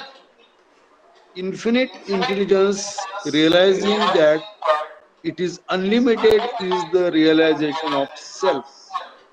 This realization comes when, in the fully conscious thinking state, false egoism, that is khudi, or false thinking disappears. In short, as an okay, Urdu poet has written, thank you Garg, sir. उसको बाद में लेते हैं, नहीं तो बहुत लंबा हो जाएगा। okay, okay, देवा। सो ये जो खुद ही जब मिट जाए तब खुदा आ जाएगा। झूठी सोच, झूठा अहम गायब होके सत्य सोच जब हो जाएगी, व्हेन इट हैपन्स, तब अनंत बुद्धि, यहाँ लिखा है बिकम्स अनलिमिटेड। वास्तविक वो अनलिमिटेड है ही, पर ये सीमा में बंध गई थी, मर्यादित तत्व आ जाएगा। सो जब मिथ्या सोच गायब हो जाएगी तब मर्यादित तत्व जाएगा और वो पुनश्च एक बार अपने आप को अनलिमिटेड अनुभव करेगी। उसी समय इस तथ्य का भी वो अनुभव करेगी कि वो, उसे पता है कि वो अमर्यादित है और असीमित है। इस तथ्य का भी उसको साक्षात्कार होगा। कब होगा? जब सीमा गायब हो जाएगी। सीमा कब गायब हो जाएगी? जब कल्पना गायब हो जाएगी। कल्पना कब गायब हो जाएगी? जब मिथ्या सोच गायब हो जाएगी। जब मिथ्या सोच गायब हो जाएगी, उसके साथ कल्पना, सीमितत्व गायब हो जाएगा। सीमितत्व गायब होने के बाद उसे साक्षात्कार होगा, अरे मैं तो असीमित हूँ। ये साक्षात्कार उसको होगा जब ये अनुभव करती है कि मैं सीमित हूँ या मैं असीमित हूँ। इस दोनों स्थिति में उसकी थिंकिंग प्रक्रिया चालू रहनी चाहिए। जब महजूब होगा तो उसकी थिंकिंग प्रोसेस चालू नहीं है। सो उसकी सोच जो है, thinking process is the precondition everywhere. निर्मिति के लिए भी थिंकिंग प्रोसेस प्री कंडीशन है। रियलाइजेशन, अब यहाँ थिंकिंग, सोच, मनोव्यापार क्यों आवश्यक है? ये सोच, चिंतन, इसको हम चिंतन कहेंगे, सोच नहीं करेंगे, क्योंकि मिथ्या सोच जब जाती है तब असली सोच, उसको मिथ्या सोच तब्दील होती है सत्य सोच में। इसको हम कहते हैं सच्चिंतन। अब ये सत्य चिंतन मतलब थिंकिंग प्रोसेस चालू है। थिंकिंग प्रोसेस चालू है तभी उसको साक्षात्कार होगा, अनुभव होगा कि मैं अमर्यादित हूँ, मैं असीम हूँ। ये साक्षात्कार होने के लिए उसकी प्रक्रिया जो है सोचने की, ये चालू रहना जरूरी है। लेकिन सोचने की प्रक्रिया कैसी होनी चाहिए? सत्य सोचने की प्रक्रिया होनी चाहिए, मिथ्या सोचने की नहीं। जब तक मिथ्या सोच है तब तक ये कल्पना का ही अनुभव करेगा, स्वयं का अनुभव करेगा नहीं। स्वयं का अनुभव करने के लिए मिथ्या सोच जाके सत्य सोच होनी चाहिए। इसका इसीलिए यहाँ लिखा है necessary thinking is the necessary pre condition. पूर्व शर्त है कि उसकी सोच चालू रहनी चाहिए, चिंतन चालू रहना चाहिए। पहली जो केस है, जो मिथ्या सोच है यहाँ पर, और दूसरी केस है जो सत्य सोच है, इसमें रियल थिंकिंग, दोनों सोच है। पहले मिथ्या सोच है, दूसरी सत्य सोच है। अब अनंत बुद्धि अनुभव करती है कि वह अमर्यादित है और अपने मूल स्वयं का वो अनुभव करते, अरे मैं तो ईश्वर था, हूँ और रहूंगा, मैं अमर्यादित हूँ। ये अब हमें मर्यादा का भान है, सीमा का भान है, वहाँ उसे भान होता है कि अरे मैं तो अमर्यादित हूँ, असीम हूँ, मुझे कोई बंधन नहीं है, मैं बंधनातीत हूँ, मैं सर्वत्र हूँ, मेरे सिवा दूसरा कोई नहीं है। ये अद्वैत का भान तब उसे होगा जब उसकी सोच सत्य सोच रहेगी।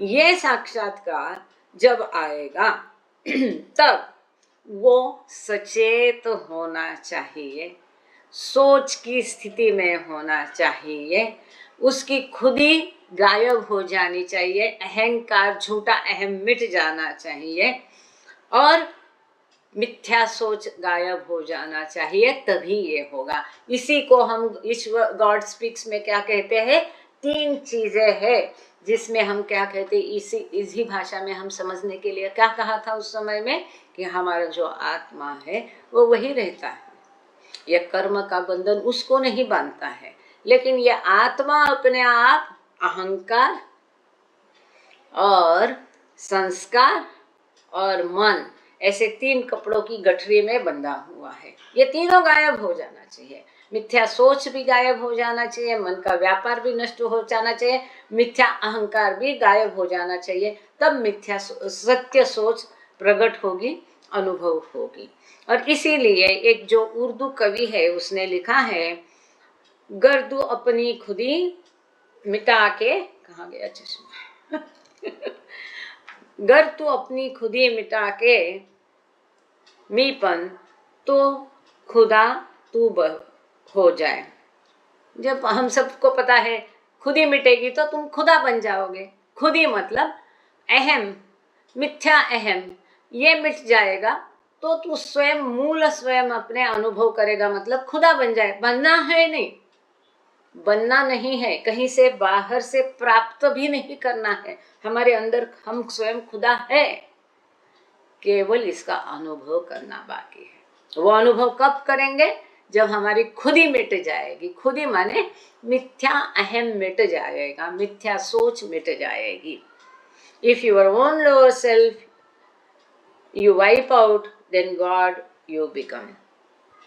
तो जो मिथ्या अहम को तुम नष्ट करते हैं तो तुमको ईश्वर बनना नहीं, तुम ईश्वर है, केवल इसका अनुभव तुमको करना है। इसीलिए ईश्वर साक्षात्कार सुंदर शब्द है, कहीं भी बाबा ने ईश्वर प्राप्ति लिखा नहीं है, ऑप्टेन ईश्वर गॉडिज्म ऐसा नहीं कहा है। तो रियलाइज कि ये अनुभव करना है कि मैं ईश्वर हूँ।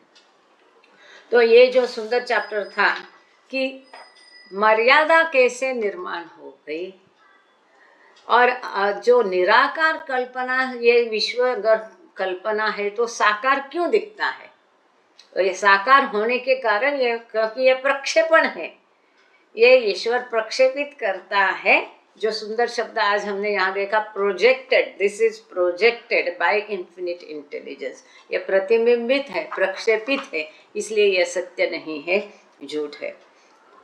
अब आगे का चैप्टर है thinking from the unconscious to the super conscious, अचेतन से अति चेतन तक का सोच। लेकिन जैसा कि हमने पहले भी कहा था कि आधा घंटा हम रुक जाएंगे, आधा घंटा पहले 7 के, अगर कोई चर्चा करनी है, किसी को कुछ साझा करना है, शेयर करना है, स्पष्ट करना है, इसको समराइज करना है।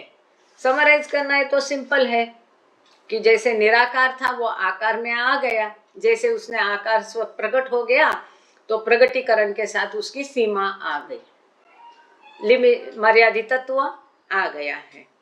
तो अनंत सोच की, अनंत बुद्धि की मर्यादा जो है, ये विश्व की सीमा जो है, ये स्वयं ही मर्यादा है। Universe itself is a limit.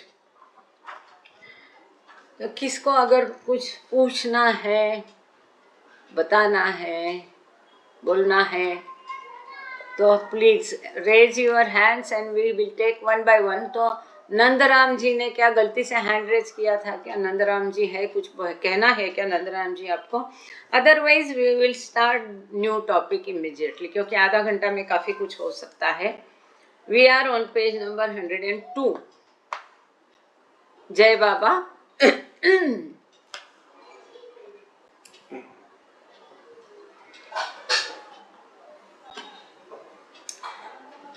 कुछ कहना है? कुछ किसी को पूछना है? नहीं? ठीक, क्या आगे बढ़े? सवाल जवाब ले, संक्षेप में लेके आगे बढ़े। ओके, ठीक है। कोई हैंड रेज नहीं है, कोई सवाल नहीं, तो हम सब क्लियर है। सिंपल टॉपिक है, इंटरेस्टिंग है। तो मुझे यकीन है आगे से अगर कोई भी दुनिया का किसी भी व्यक्ति को आप कहने जाते कि ये विश्व तो माया है, कल्पना है, भास है, तो आप उसको साबित कर दोगे कि कैसे भास है। अगरबत्ती का उदाहरण पक्का ध्यान में रखिएगा। तो आगे चलते हैं। Thinking from the unconscious to the super conscious. Sir से रिक्वेस्ट है, जो एडिटर का है आधा करना, तो मैं ध्यान रख। जय बाबा। जय बाबा। Thinking from the unconscious to the superconscious. Unlike the no thinking of unconsciousness or the real thinking of superconsciousness, the false thinking of ordinary consciousness realizes and takes enjoyment of the limit, which is the universe. Taking subhuman forms into account, 4 degrees of consciousness can be distinguished. The unconsciousness of all individuals in sleep, the subconsciousness of animals and other subhuman forms, the consciousness of ordinary humans, and the superconsciousness of Satpurush. Satpurush. Okay sir, thank you sir. यहाँ तक लेते हैं पहले। Simple है कि चेतना के कितने ठोक ठोक प्रकार है। अचेतन अवस्था है जहाँ पर कोई थिंकिंग नहीं होती है, मन का व्यापार बंद होता है, सोच नहीं होते हैं, अचेत होता है, जैसे कि परात्पर परब्रह्म अवस्था में और गहरी निद्रा में भी अचेतन की अवस्था होती है। दूसरा उसका विरुद्ध है रियल थिंकिंग, वास्तव सोच, या उसको अति चेतना सुपर कॉन्शियसनेस कहते हैं, जो कि ईश्वर की मूल अवस्था है, चेतना है। और तीसरा है फॉल्स थिंकिंग या मिथ्या सोच, जो आपके और हमारी मनुष्य की है। सामान्य चेतना उसको हम कहते हैं सकते, मानवीय चेतना हम कह सकते हैं। ये कि जैसे ये विश्व की गतिविधियों का आनंद लुफ्त उठाती है। अब उपमानवीय योनि मतलब मनुष्य के नीचे की सारे रूप। उपमानीय योनि में उन रूपों में क्या होता है, तो यहाँ पर जो चेतना होती है इसको विभाजित किया जा सकता है वहाँ, क्योंकि चेतना कम होती है। जैसे हम देखते हैं कि पत्थर में ना ही के बराबर चेतना होती है, इसीलिए बाबा बार बार कहते हैं कि मनुष्य की चेतना रखते हुए पत्थर जैसा बनो। कोई लात मारे या पूजा करे कोई फर्क नहीं, मतलब अहम नहीं होना चाहिए। मन का व्यापार वहाँ बंद है पत्थर में, लेकिन चेतना मनुष्य की होनी चाहिए, पूरी प्रगत होनी चाहिए। खैर, तो जो उपमानवीय योनि में चेतना है इसको डिस्टिंग्विश उन्होंने किया है, इसके प्रकार किए हैं। जैसे कि गहरी निद्रा में हम अचेत होते हैं, हमको चेतना नहीं होती है, हम बिल्कुल अचेत होते हैं।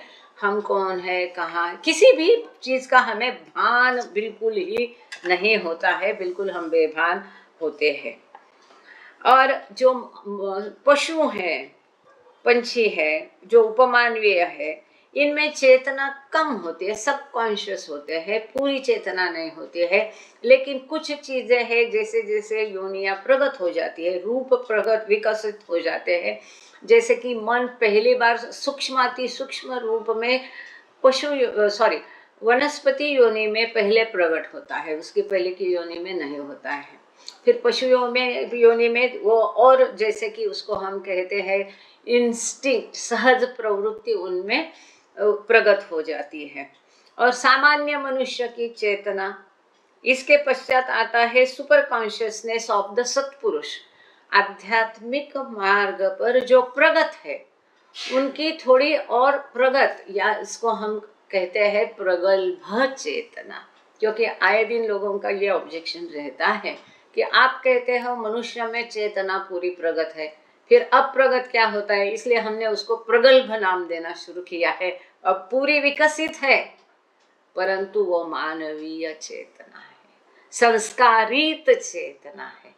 अब इसको संस्कारों से थोड़े थोड़े निकल के प्रगल्भ होना है, तब वो जाके दैवी चेतना बनेगी, और आगे जाके दैवी चेतना, अमर्याद दैवी चेतना मतलब सद्गुरु की बनेगी।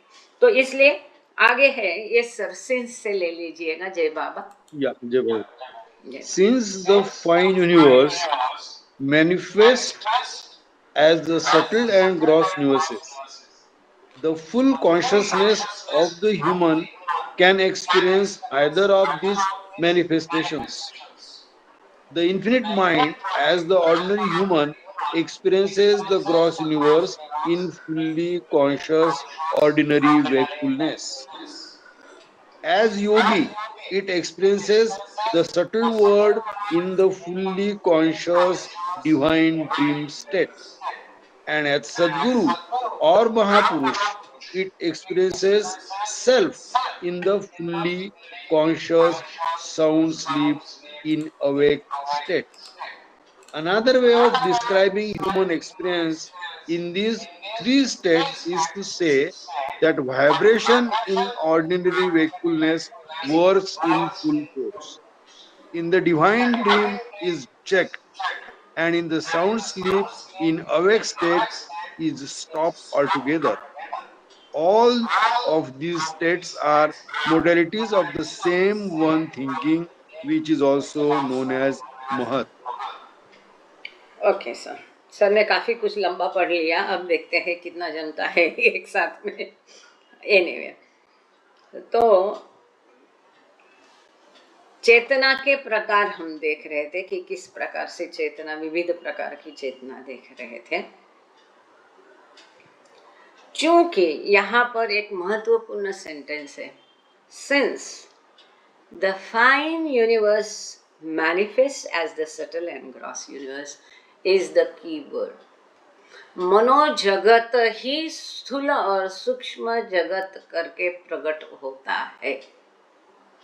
कई लोगों का कहना है कि बाबा ने मेंटल वर्ड का यहाँ उल्लेख किया नहीं है, और मैं बार बार कहती हूँ कि बाबा ने शब्द भिन्न किया है। उसको मनोजगत कहने के बदले बाबा ने फाइन वर्ड लिखा है। इसी प्रकार कल्पना को मनोवस्था कहने के लिए बाबा ने फाइन मतलब मनोवस्था।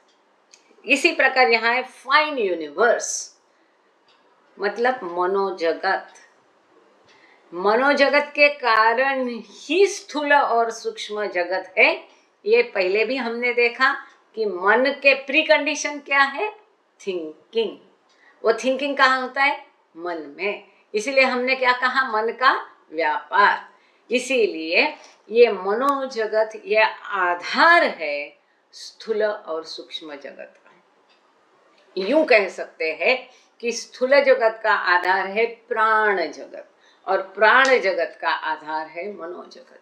मनोजगत के कारण ही स्थूल और प्राण जगत प्रकट होते हैं।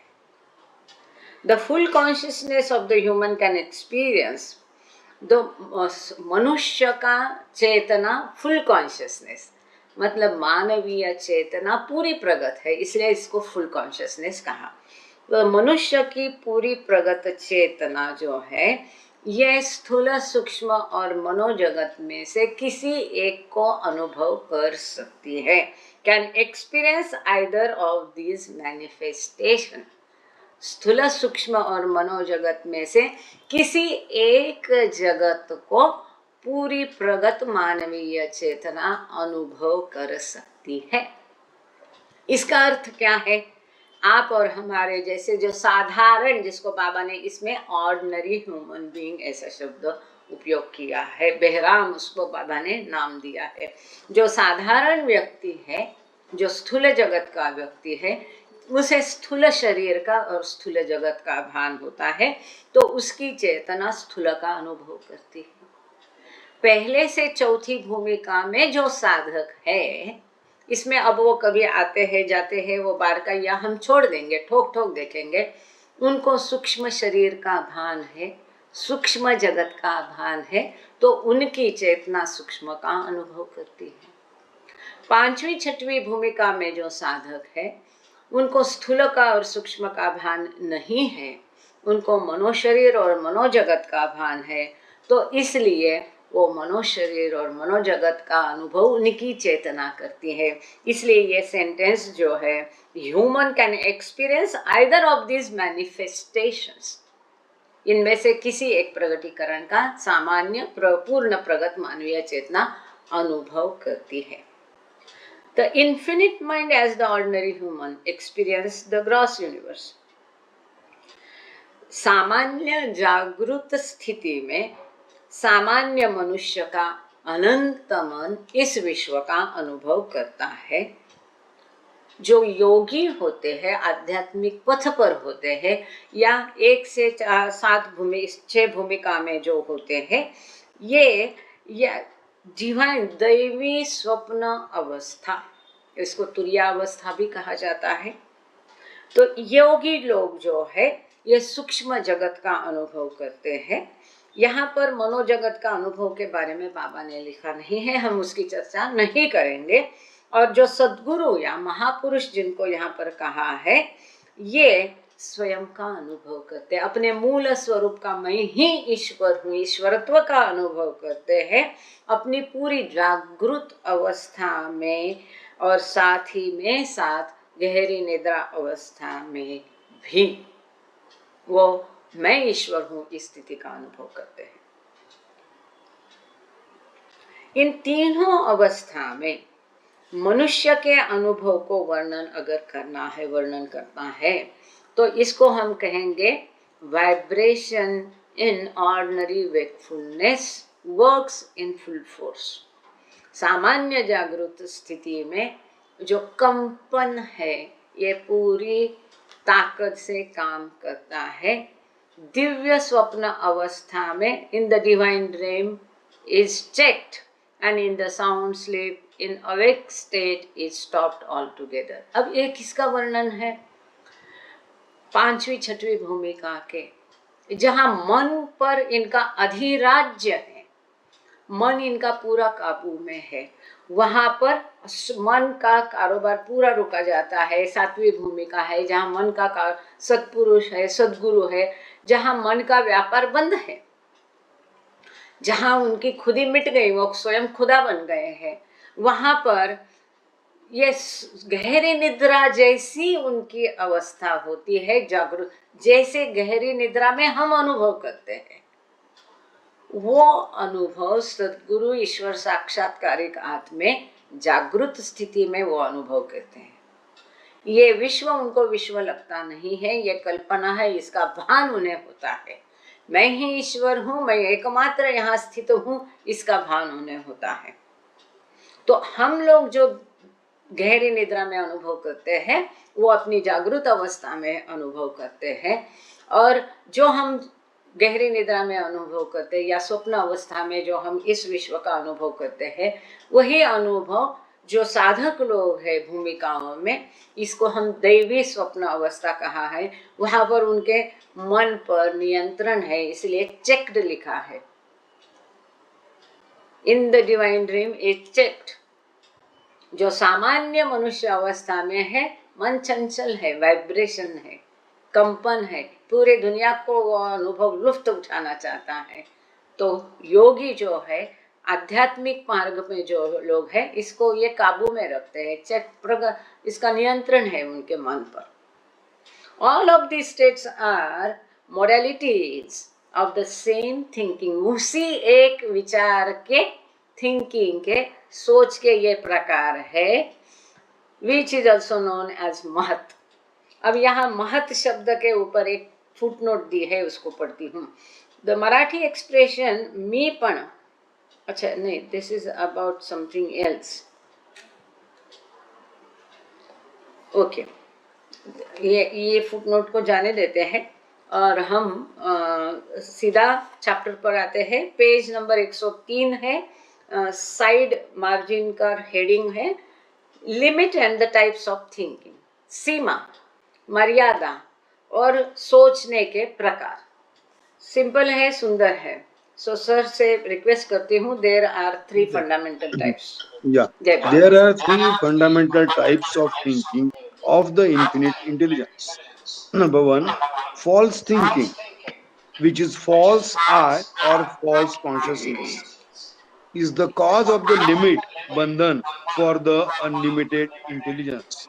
Second, no thinking, unconscious or sound sleep. No thinking does not give rise to any limit for the unlimited intelligence.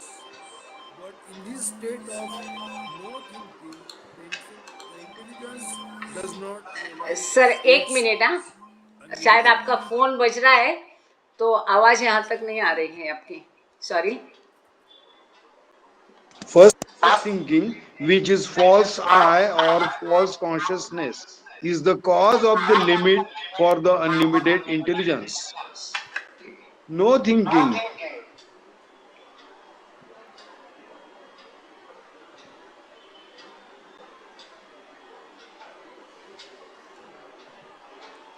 No thinking, that is unconscious or sound sleep, does not give rise to any limit for the unlimited intelligence. But in this state of no thinking, the intelligence does not realize its unlimitedness. Third, real thinking, that is super consciousness, real egoism, real I, real mind. Real thinking does not engender any limit in the unlimited intelligence.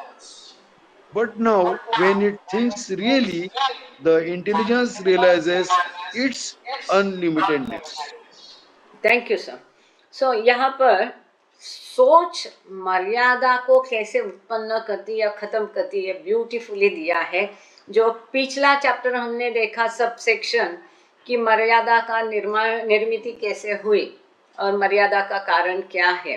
अब उसी मर्यादा के सोचने के प्रकार से ये मर्यादा का क्या नाता है, रिश्ता है, किस प्रकार से ये मर्यादा हट जाती है या निर्माण होती है, ये सुंदर तरीके से यहाँ दिया है। एक मूलतः सोच के 3 प्रकार है। मिथ्या सोच, असोच मतलब कुछ भी सोचना नहीं, और तीसरा है रियल थिंकिंग, सत्य सोच, सत्य चिंतन जिसको हम कह सकते हैं। अब मिथ्या सोच जो है, जो सामान्य मनुष्य में होती है, जिसके कारण ये सब भ्रम का भास है, ये मिथ्या सोच उसे मजबूर करती है विश्व का अनुभव करने के लिए है, जिसे हम इस किताब में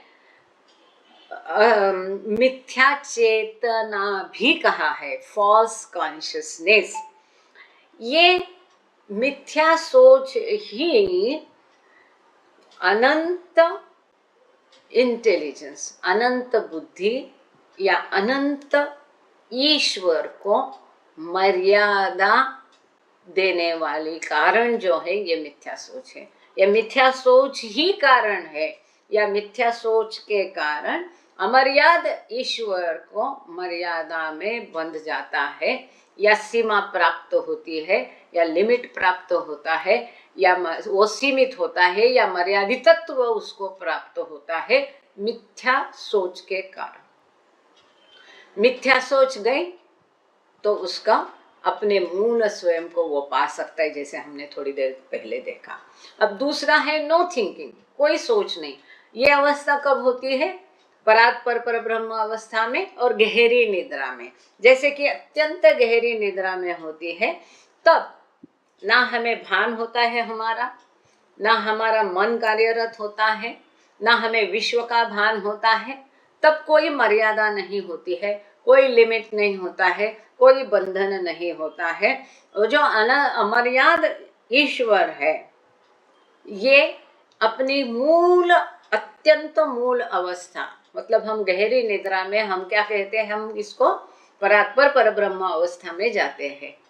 परात्पर परब्रह्म अवस्था वो है जहाँ नो थिंकिंग, परंतु यहाँ पर सोच नहीं है, तो उसको पता नहीं होता है, चेतना भी नहीं होती है। और इसके कारण, थिंकिंग नहीं होने के कारण, चेतना भी नहीं होने के कारण वो अपने मूल स्वयं को अनुभव नहीं कर सकता। मतलब गहरी निद्रा में मिथ्या सोच चली जाती है, इसके बावजूद वो स्वयं का अनुभव नहीं कर सकता, क्योंकि वो अचेत है, जागृत नहीं है। और इसलिए अपनी अमर्यादितत्व का अनुभव भी वो गहरी निद्रा में नहीं करता है।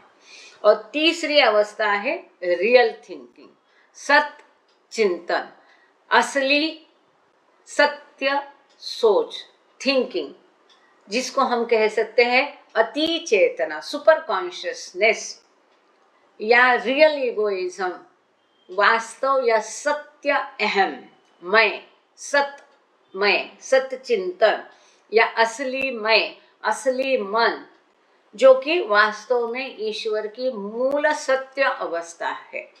पर इसको पूरा चक्र पास करके फिर वो अनुभव करता है। जब तक वो रूपों के माध्यम से अपनी चेतना को अवचेतना से चेतना और चेतना से अति चेतना में तब्दील नहीं करता है, अचेत असोच से मिथ्या सोच, और फिर मिथ्या सोच को नष्ट करके सत्य चिंतन नहीं करता है, तब तक इस अवस्था को वो अनुभव नहीं कर सकता है।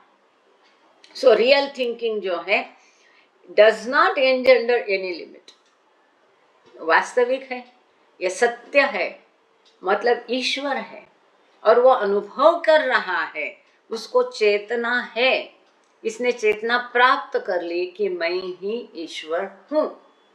और यहाँ पर कोई सीमा नहीं होती है, कोई बंधन नहीं होता है, अपने अमर्यादितत्व का वो अनुभव करता है, अपने बाउंड फ्री निर्बंध तत्व का अनुभव, असीमत तत्व का अनुभव वो वहाँ करता है। यहाँ सीमा नहीं है, बंधन नहीं है। और यहाँ पर जब वो सत सोचता है, सत चिंतन उसका होता है, तब अपने अमर्यादित्व को वहाँ पर वो अनुभव करता है। ये हो गई रियल थिंकिंग। तो सोच की जो थिंकिंग की ये तीन अवस्थाएं हमने यहाँ देख ली है। अब इसमें लिखा है, in one the infinite intelligence realises itself as limited. पहली अवस्था जो मिथ्या सोच है, उसमें अनंत बुद्धि स्वयं को मर्यादित अनुभव करती है। दूसरी अवस्था है असोच की, नो थिंकिंग अवस्था। इसमें अनंत बुद्धि स्वयं का भी अनुभव नहीं करती है, ना ही मर्यादित करके अनुभव करती है, ना ही अमर्यादित करके कोई उसको भान ही नहीं है। तो इसमें नो थिंकिंग की अवस्था में अनंत बुद्धि अपना अनुभव ही नहीं करती, ना ही मर्यादित करके, ना ही अमर्यादित करके।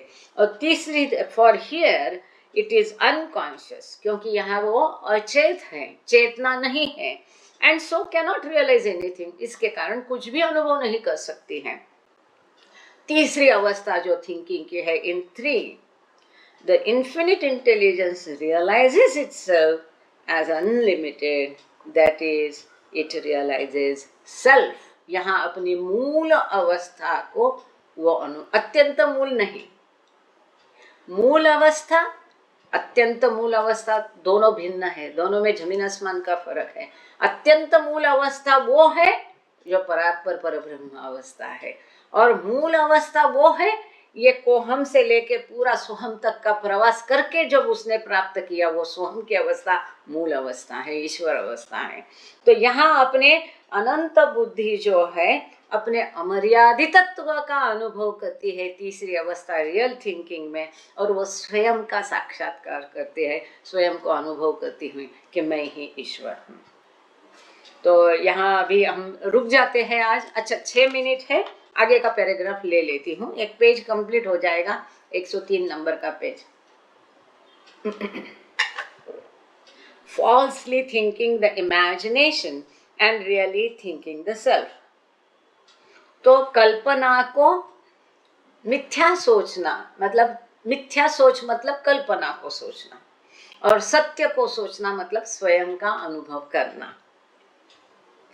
The infinite intelligence, when thinking falsely and thus becoming conscious in the state one above, does so as the infinite false mind which thinks imagination. तो पहली अवस्था जो है false thinking या मिथ्या सोच की अवस्था में अनंत बुद्धि मिथ्या तरीके से सोचती है, और इस प्रकार से उसका मन अनंत मिथ्या मन बन जाता है, जो कि मिथ्या सोच के कारण इस कल्पना अर्थात विश्व का अनुभव करता है। This false thinking makes the intelligence think imagination and so think its limits, its stake, its हिसाब, its बंधन। इस प्रकार से ये मिथ्या सोच जो है ये अनंत बुद्धि को कल्पना को अनुभव करने के लिए बाध्य करती है, अनंत बुद्धि को इस विश्व का अनुभव करने के लिए मजबूर करती है। अपने सीमितत्व का अनुभव करने के लिए मिथ्या सोच ईश्वर को मजबूर करती है, उस पर बंधन लाती है, उस पर पर्दा डाल देती है, और इस बंधन का अनुभव करने के लिए मिथ्या सोच उस ईश्वर या अनंत बुद्धि को मजबूर करती है। कौन? मिथ्या सोच। ये मिथ्या सोच क्यों आई? मर्यादा के कारण आई। मर्यादा क्यों आई? ये स्थूल और सूक्ष्म रूप के कारण आई। स्थूल और सूक्ष्म रूप कहाँ से आए? कल्पना के कारण आए। कल्पना कहाँ से आए? मन के व्यापार के कारण कल्पना आए। तो मूल मुद्दा, मूल इसका कौन है? मन है। This limit in turn keeps it from thinking itself.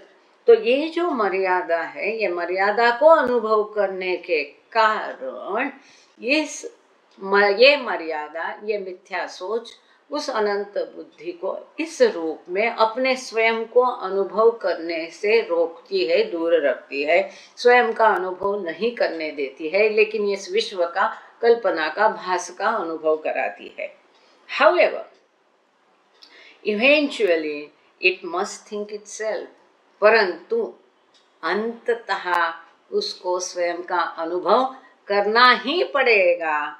That is, it must think really. उसको मिथ्या सोच का त्याग करके सत्य सोच, सत्य चिंतन करना ही पड़ेगा। And this real thinking means the realization of self. और यही सत्य का चिंतन ही स्वयं का साक्षात्कार है, और सत्य चिंतन मतलब ईश्वर साक्षात्कार। यहाँ आज हम रुक जाते हैं। Thank you so much Baba, thank you all of you, thank you Gangade sir. और आज निस्ताने जी है, हम आज प्रेयर के लिए निस्ताने जी को आमंत्रित करते हैं, वो प्रेयर करेंगे आज। और उसद से कोई है तो वो आरती करेंगे 5 दिन। तो अगली बार हम इसी को से सीरीज 6 का आगे कंटिन्यू रखेंगे 1 से 4 से। अभी है 2 मिनट, कुछ कहना है तो कह सकते हैं। जय बाबा, अवतार मेहर बाबा की जय। बाबा की जय। Can I start? नहीं है अभी। Madam can I start? अच्छा, okay okay, you can start. Avatar Meher Baba की जय। Thank you. अवतार मेहर बाबा की जय।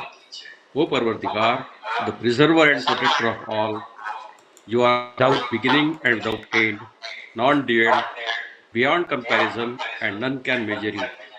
You are without color, without expression, without form, and without attributes. You are unlimited and unfathomable, beyond imagination and conception, eternal and imperishable. You are indivisible and none can see you but with eyes divine.